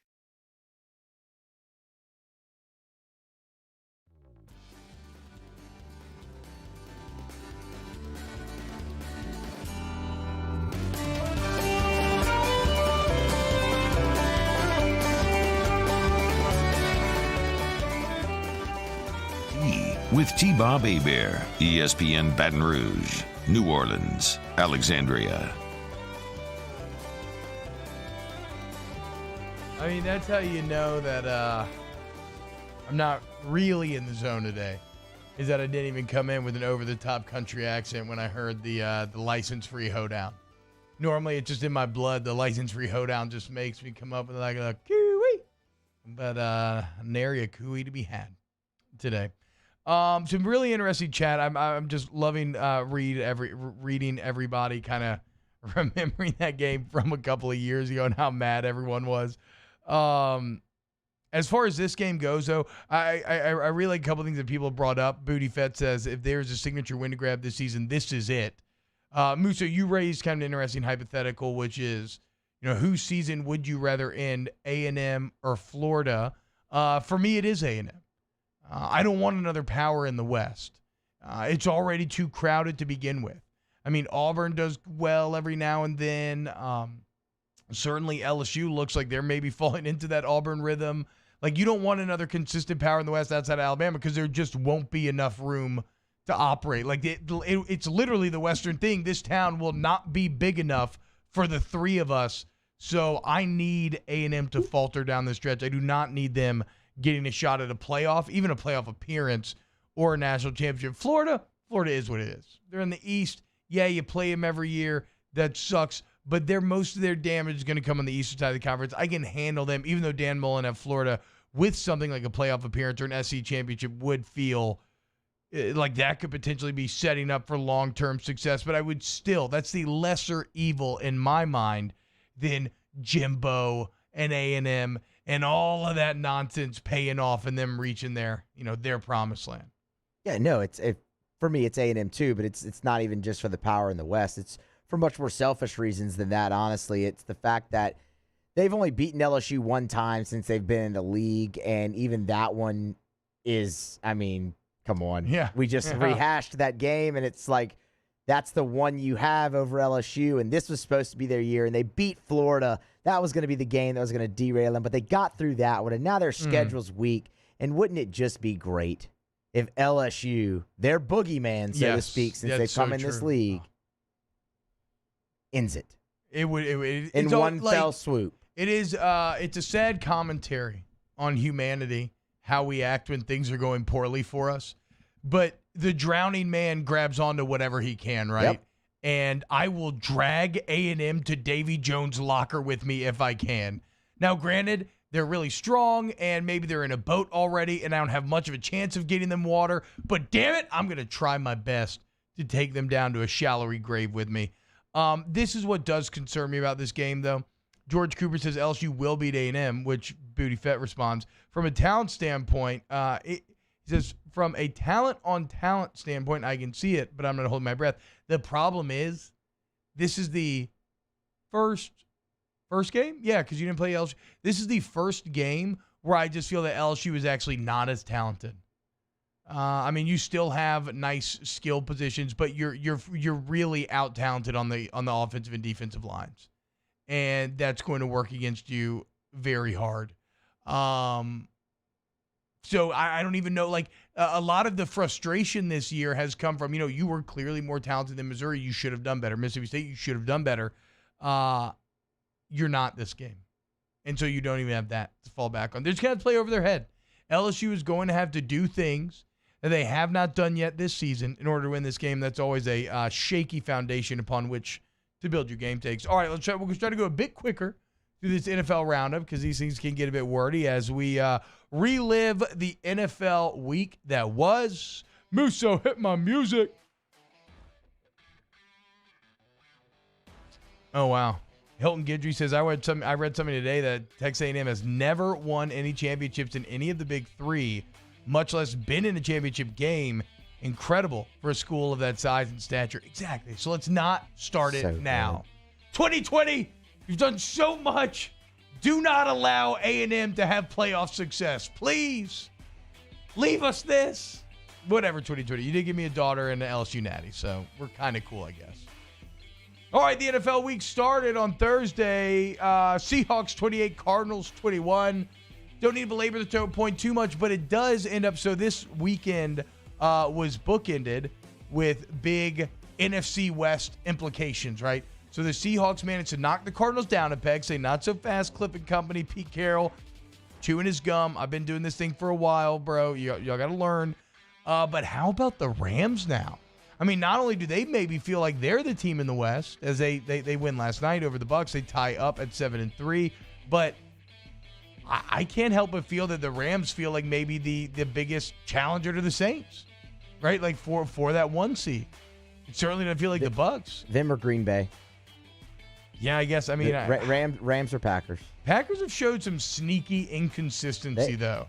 They have, get a lot of benefit of the doubt, and I get it, and Aaron Rodgers still is physically incredible. I don't know why Tom Brady gets so much benefit of the doubt. Okay, we'll get there, though. On Sunday, Steelers 27, Jaguars 3. Look, I mean, did anybody think that Jake Luton was going to have success against that Steelers defense? That's my one win in the Degeneration Dome. Here is a fireable offense. What is Matt Patricia doing? 20-0 to the Carolina Panthers. And one of my favorite things to listen to every week is the kind of PMT NFL roundup, but like any kind of NFL roundup shows. And I think their breakdown was exactly right. This is a well-coached team against a bad-coached team. I mean, there's no other explanation. If we're talking about talent, Carolina is one of the most talent-devoid teams in the entire league, and yet look at the success they are having. And Matt Patricia took over a 9-7 Lions franchise and has run it into the ground, lit it on fire, peed on it, and then rolled around in it. It's disgusting. It needs to be fired. T-Bob, without looking, who played quarterback for Carolina on Sunday? This is not the answer. I know it's not. My brain went to Kyle Allen. It's not. No. P.J. Walker. P.J. Walker. The XFL quarterback. Yes. Hell yeah, dude. And he dominated. He played well. Dominated Matt Patricia and the Lions. 2 interceptions. So doesn't matter. Still though, Danny, give my guy some credit, dude, from the XFL, making his dreams come true. Danny's such an NFC South Saints stan that he can't sit here and give Carolina any credit. Here's the deal, dude. He Joe beat Brady. the Lions by 20. So it makes me a little concerned for LSU when you look at last year, right? You see Joe Burrow was having a record-setting rookie season. Joe Brady is very much the wunderkind that we thought he was. I mean, there is so much smoke behind him being an NFL head coach next season. It is kind of unreal. Do you think the Bengals fire Zach Taylor and they go even younger and get Joey B? No, the Bengals should fire every offensive lineman on their team. Get the two Joe B's together. Texans 27, Patriots 20. Okay, any sort of like threat to the AFC East, any life that the Patriots had, surely this is the end of it. Yeah. I mean, the Texans were what, 1-6 coming into this game, 1-7, maybe 2-7. They were 2-7. Okay, so I mean, you let the 2-7 Texans take a game off of you, and not only that, the Texans were dominating this game at one point. Yes. Yeah. So not good. It's not all Tom Brady, but New England's got to go through a bit of a rebuild. I will say this though: we always look at the Brady Belichick breakup. And we talk about how Brady's doing so much better. They're actually both doing worse, right? It's just that Brady is doing a bit better than Belichick. But no doubt, splitting that team up has caused both of them to not be as good. I mean, look at Peyton and Breeze right now, right? If you were to take Sean Payton from Drew Brees would not be nearly as good. I do believe that. Titans 30, Ravens 24. Very surprising here in terms of how this game played out. But yeah, the Ravens just can't get out of their own way. And the Titans, man, they just... Well, I thought the Ravens had like a lead at the end. Didn't the Titans have to come back here? Am I wrong there? That's all I mean. It looked like I thought the Ravens had got to figure it out. But you know what I always underestimate with the Titans is their slow start because of Derrick Henry. Like, it takes time to punch through the wall. And so it's never until the halfway through the third, fourth quarter that Henry really starts to lean on teams. And he leaned on the Ravens all the way till they broke. And he broke it for an overtime touchdown to go ahead and win the game. Battle of the frauds. Yeah, Ravens and Titans. yeah. Two teams that are very viewed very similar. Playoff teams that we do not believe to be of championship caliber anymore. That we did at one time. Browns 22, Eagles 17. Carson Wentz threw simultaneously one of the most laughable and just atrocious interceptions you'll ever see in your life in this game. That was returned for a touchdown. It is wild Our boy how overthrew bad. a screen pass. It is wild how bad Carson Wentz is right now. Athletics are so fascinating right now, right? Because physically he's better than that. We've seen him be better. Yes. We've seen him play at a near MVP level, Yes. but it's kind of like we were talking about with Spieth or whatever. Just where does it go? How do you get it back? These are some of the questions that have plagued people and athletes forever, really. Also, shout out to the NFC East, dude. I mean, shout out. At this point, everyone has 3 wins. I know. At this point, Everybody. It's like they're doing it on purpose, and I'm thankful for it because we've entered the fascinating thought experiment point of this whole thing where I think we're going to get a 6-win division winner. We've seen 7 and 9 before. Has there ever been a 6-win division winner in NFL history? I don't know. Do they get to 6 wins? Do they have to? Can you mathematically? Does it even? I'd have to check their division games to see if a team has to win 6 keep wins. Losing. But they'll play each other though. I'm saying. So okay, I guess that's true. Remember when I know. It's I guess that's true. It seems like it's a paradox. But when 2 NFC East teams play, one has to win. T-Bob, I Or know. could end in a tie. T-Bob, some of them have already right. played, and everybody still has 3 wins. It's so crazy. I mean, the dude. Giants and the football team have played. The Cowboys and the Giants have. And they all still have 3 wins. Eagles 3-6-1. Giants football team and Cowboys all 3-7. Doug Peterson going for the tie. Big brain strats, Doug. I accidentally closed my NFL scoreboard. As I bring it back up, you got a score pulled up? Broncos 20, Dolphins 13. Really disappointing the Dolphins here. I mean, you talk about golden opportunities. Bills are off. You're 6-3. Broncos have not played good football at all lately. You, as the Dolphins, have played great team football. It's a nice day in Denver. A little chilly for what you're used to, but not overly cold. and you go out there and you lose that game to Drew Lock and company, 20-13, you make the panic button press going to Fitzpatrick in the fourth quarter, which doesn't pay dividends at all because he just ends up throwing the pick anyway. And now you have to deal with that drama, and you got to deal with Tua feeling like, well, am I really the guy? Am I not the guy? Because, again, when you make that move, you're saying you think Fitzpatrick gives you a better chance of winning. Well, then why is Tua playing in the first place? Really, I mean, the Dolphins actually might have had the worst NFL weekend, or the worst weekend of anybody in the NFL. When you look at what was on the line, what they blew, and now how awkward they've kind of made that quarterback room, who they lost to, all of it. Cowboys 31, Vikings 28. Well, maybe the Vikings had the worst. Crazy game. This was a crazy game. Maybe the Vikings had the worst NFL weekend. So I didn't get to see this game, but the Vikings, they were hot. They had juice. They had a nice lead. This was their opportunity, though, to be that last, to kind of get in that last playoff card conversation, and then they just, they blew it. The Cowboys are terrible. Danny, take a bow. Andy Dalton. Andy Dalton's back. Your guy, dude. Your guy is back. Dak. Who? Although it is a bit odd that an NFC East team won. Very surprising stuff. Colts 34, Packers 31. That was probably the game of the day. Yeah. In the NFL. Gotta love it if you're a Saints fan, man. You know, when Aaron Rodgers got the ball back with, a minute 27 and one timeout, and I know they were like 94 yards away, but I think everybody kind of looked at each other and said, we know how this is going to end. Yeah, that's game. Right? That feels like game. And then he threw that incredible pass down the field, just drops a dime in between three defenders. I was shocked they didn't score a touchdown, and they ended up having to go to overtime. It meant, hey, the Colts defense forcing the fumble. Shout out to the Colts defense is beast. They're very good. It was over after that. They forced the fumble, recovered it. We're already in field goal range.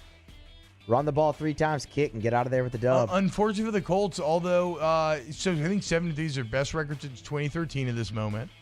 And Phillip Rivers is playing well. Phillip Rivers is doing enough.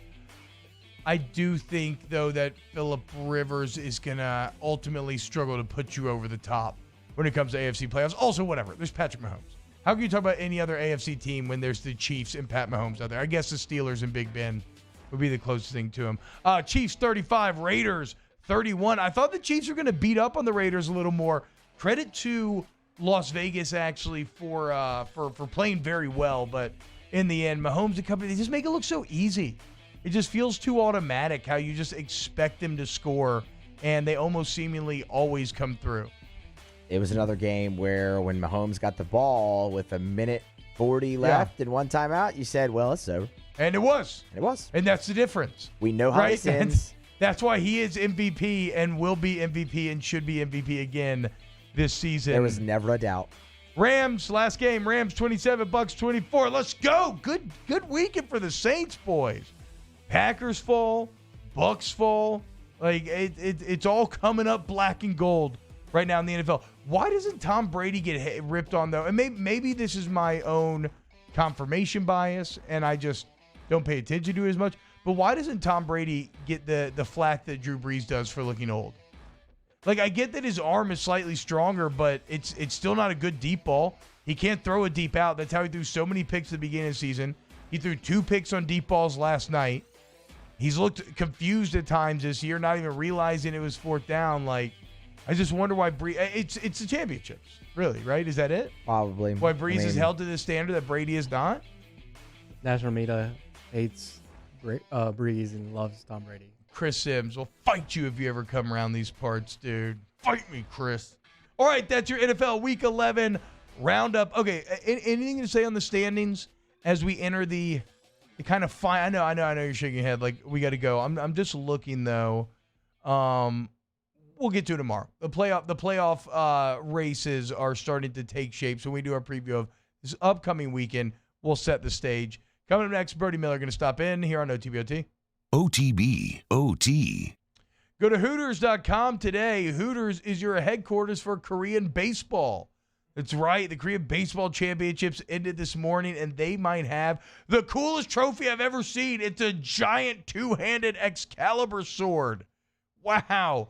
That is literally the only thing you could add to Hooters that would make me want to go there more to watch football, because they've already got so much great stuff, right? They got the wings, the beers, the Hooters girls, the televisions. The Seagan Lane location was renovated last year. New TVs, new floors, new bar types. It looks fantastic, y'all. So already going into Hooters, we've been doing that for years. You know you want to watch your sports there. You know you want to watch the Doosan Bears versus the NC Dinos. But what if you can't get in? What if it's full? What if you got to stay home that day? Why not bring Hooters to you? That's right. Download the Hooters app, and you get a free app when you do so. And then you can order wings to fly right to your house. You can also go to HootersToGo.com and order food as well. And you don't got to cook. You don't got to clean. You just got to eat delicious wings. Hooters. Hooters, Hooters, Hooters, Hooters. In times of need, get a full list of phone numbers, websites, and other important emergency information on the Demco Stormwatch page at 1045ESPN.com. $10,000 off MSRP on a new 2020 Ford F-150 XLT. Buy a new one for less than a used one. All new Bayou Ford vehicles come with a 1 million mile powertrain warranty. And with Bayou to You, free delivery right to your door. The crew at Bayou Ford is going to do right by you. To all of our heroes working on the front lines of this COVID-19 pandemic, your bravery and selflessness represent the very best of us, and we want to say thank you. I'm asking everyone around the state to join me in celebrating the heroism of our healthcare professionals on the 19th of every month at 1900 hours, that's 7 p.m. Write a note of appreciation, make plans to donate to charitable organizations, or say a prayer. To learn more, visit 19thanks.org. Thank you, and God bless. You may not know about the 4Kids Foundation, but you've probably heard of the Zurich Classic. And the Zurich Classic exists because of 4 kids. But it's what happens after the tournament that really counts. 100% of the proceeds are donated by the 4Kids Foundation to hundreds of local charities, totaling more than $40 million, all to help local children and families in need. 4Kids helps kids through golf, because every child deserves a shot at a brighter future. If I built a van, it would do more than haul. It would carry my entire business. I'd make it available in dozens. Make that thousands of configurations. It would keep an eye on my fleet. And an eye out for danger. If I built a van, I'd make it available in diesel and gas. And I'd build it right here in South Carolina. Introducing the all-new Sprinter, starting at $33,790. Built in the USA. Mercedes-Benz. Vans. Born to run. Gulf Coast Bank & Trust is a local bank with a straightforward philosophy. It's about doing the right thing for our customers. Participating in our community with annual local fundraisers. Offering individual attention in a modern banking atmosphere with a trusted local company. Gulf Coast Bank invested in technology with a local touch, giving our customers the power to bank anywhere, anytime. We're building relationships through personal service as the bank that cares about you. Gulf Coast Bank & Trust, the bank that cares about you. I've been doing business with Luba for 25 years. They're dependable, trustworthy. It's just the attention to detail with our clients. Our folks have years and years of experience. They're highly trained professionals, but many companies have that asset. What I'd like to think makes Luba a bit different is that we use those talents in a way that truly is dedicated to serving the needs of the folks who depend on us. Toyotathon is happening now at Corval Toyota in Opelousas. Get a 20 Highlander for $4,600 off of MSRP. So come on down to Happy Town for Toyotathon. That's Corval Toyota in Opelousas. Join us for a Tuesday edition of Jimmy Ott's Game Time. We're live from Doe's Eat Place to break down all the latest action. Come see us on Government Street at 6 p.m. and enjoy some delicious steak, or tune in here to 104.5 ESPN Baton Rouge.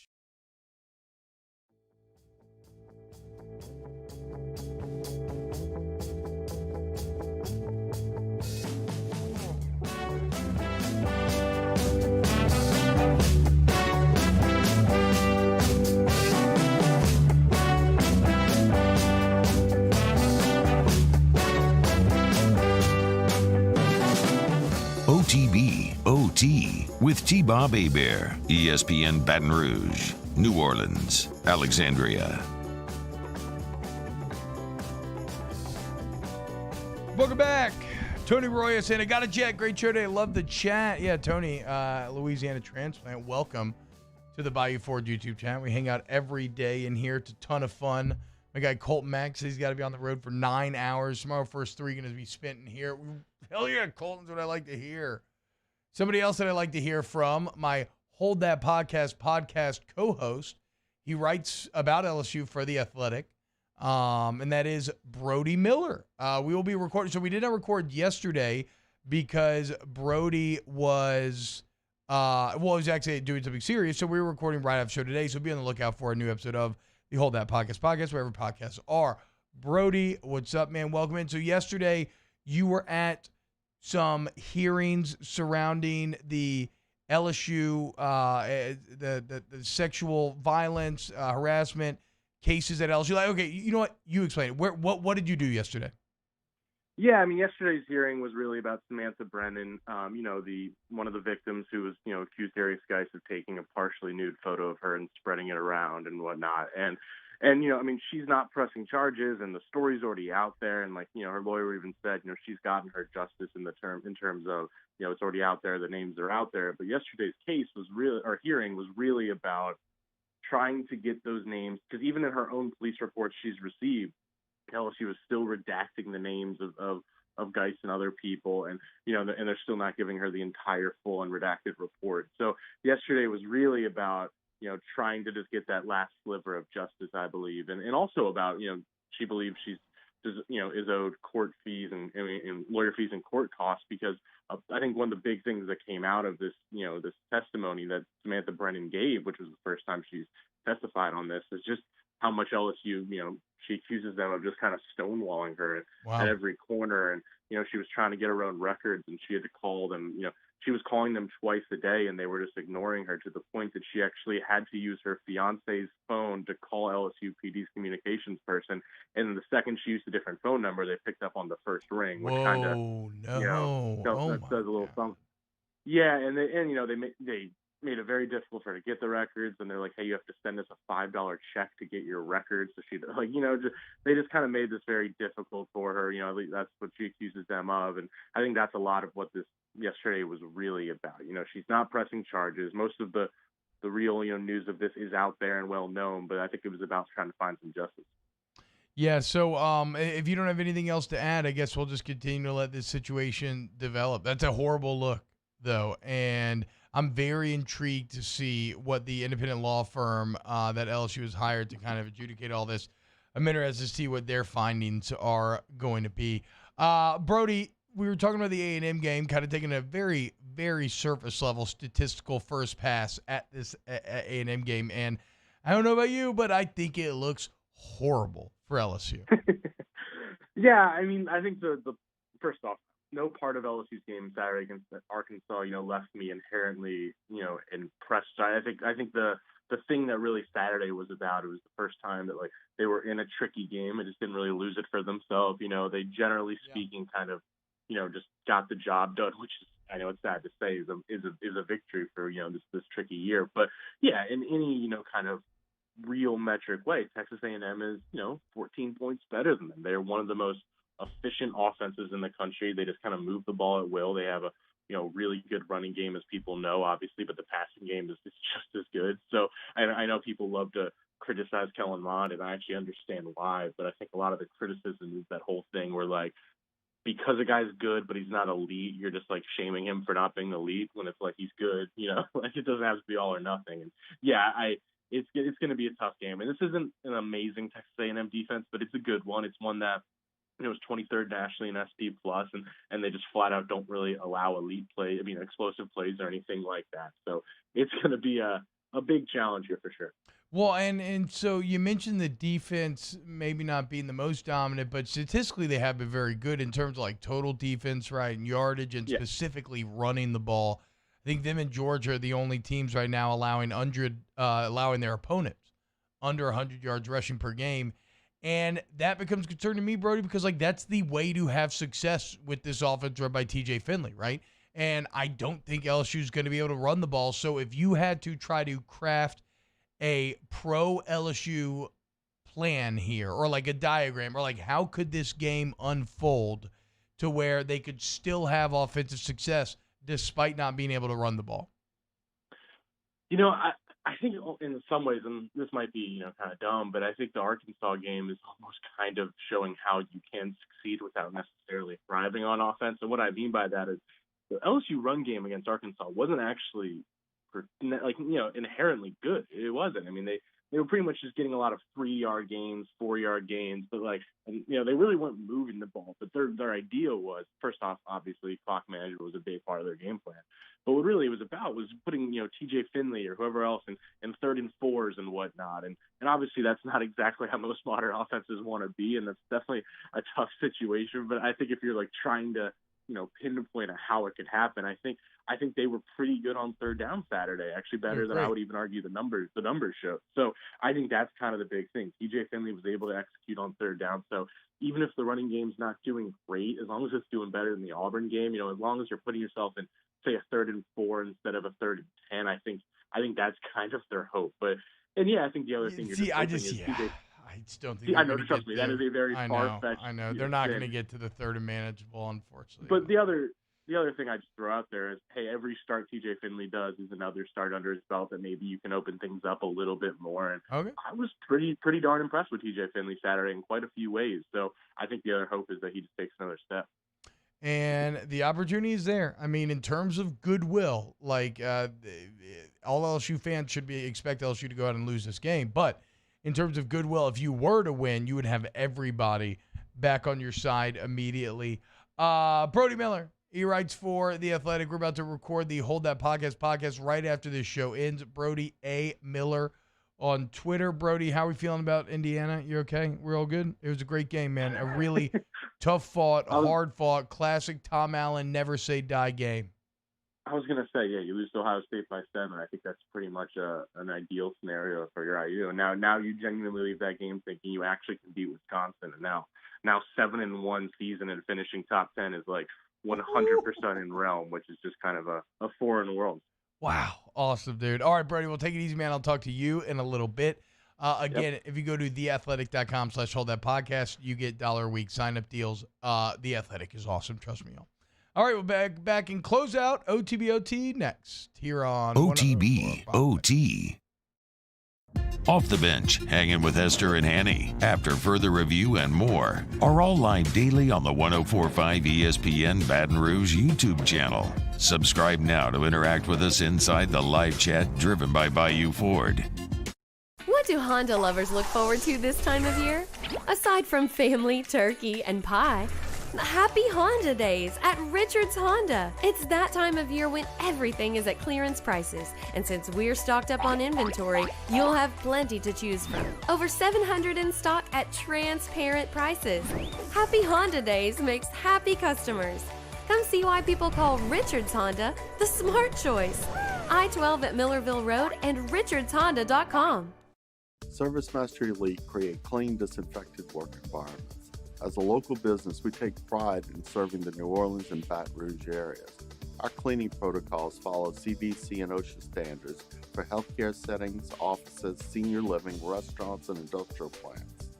Contact Service Mastery Elite to get your operation ready for reopening with germ disinfection cleaning. Service Mastery Elite, the trusted choice in professional cleaning since 1996. This isn't just another day. It's so much more. Kelly's life was put on hold when her auctioneer primary care doctor discovered a rare blood disorder. Her doctor connected her to an auctioneer care team of cancer, heart, and kidney specialists. With multiple primary care locations around Baton Rouge, same-day appointments, and online scheduling, we're relentless about keeping you healthy. Auctioneer Baton Rouge, innovating healthcare for Kelly. Gulf Coast Office Products is a nationally recognized Savin office equipment dealer based right here in Louisiana. Over 100 employees strong, Gulf Coast has the boots on the ground to support all vertical markets, from education, engineering, legal, and finance. With the latest in office technology, from desktop to production segment units, Gulf Coast and Savin have the perfect fit for you. Call 225-756-2644. That's 756-2644 for Gulf Coast Office Products. At All-Star Toyota, you get it all. If you're in the market for an all-new Toyota vehicle, come see our friendly and knowledgeable sales team at All-Star Toyota. Located in Baton Rouge at the corner of Airline and Goodwood, we've been serving our community since 2005 by offering a large selection of new Toyota cars, trucks, and SUVs. Get behind the wheel of your dream car and take a test drive at All-Star Toyota today. Are you a licensed contractor? There's lots of good contractors in Louisiana doing work the right way, but unfortunately, too many unlicensed contractors are working outside the licensing requirements. Working as a contractor in Louisiana requires a license for the company doing the work. The Louisiana State Licensing Board for Contractors wants to help you get licensed to allow you to conduct work legally. It's not difficult to get the license. We can help you. Go to lacontractor.org for more information. Licensed contractors, it's the law.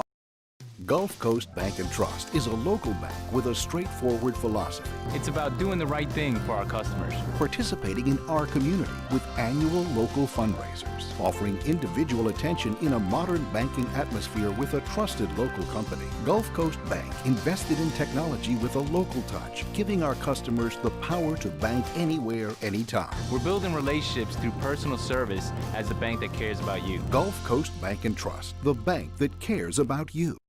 T-Bob Hebert here with breaking news. Front to Back Boat Services is the shop to upgrade your boat tech this fall. With not one but two NMEA certified techs, who better to install your Panoptic sonar, your HD displays. You want to see the fish under the water before you even cast?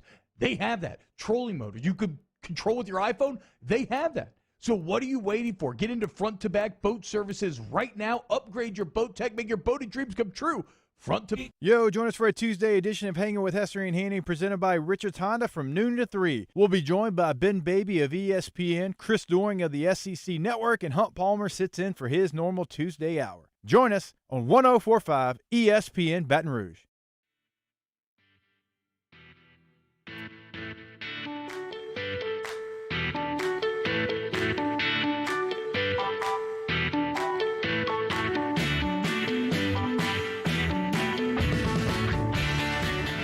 OTB OT with T-Bob Hebert, ESPN Baton Rouge, New Orleans, Alexandria.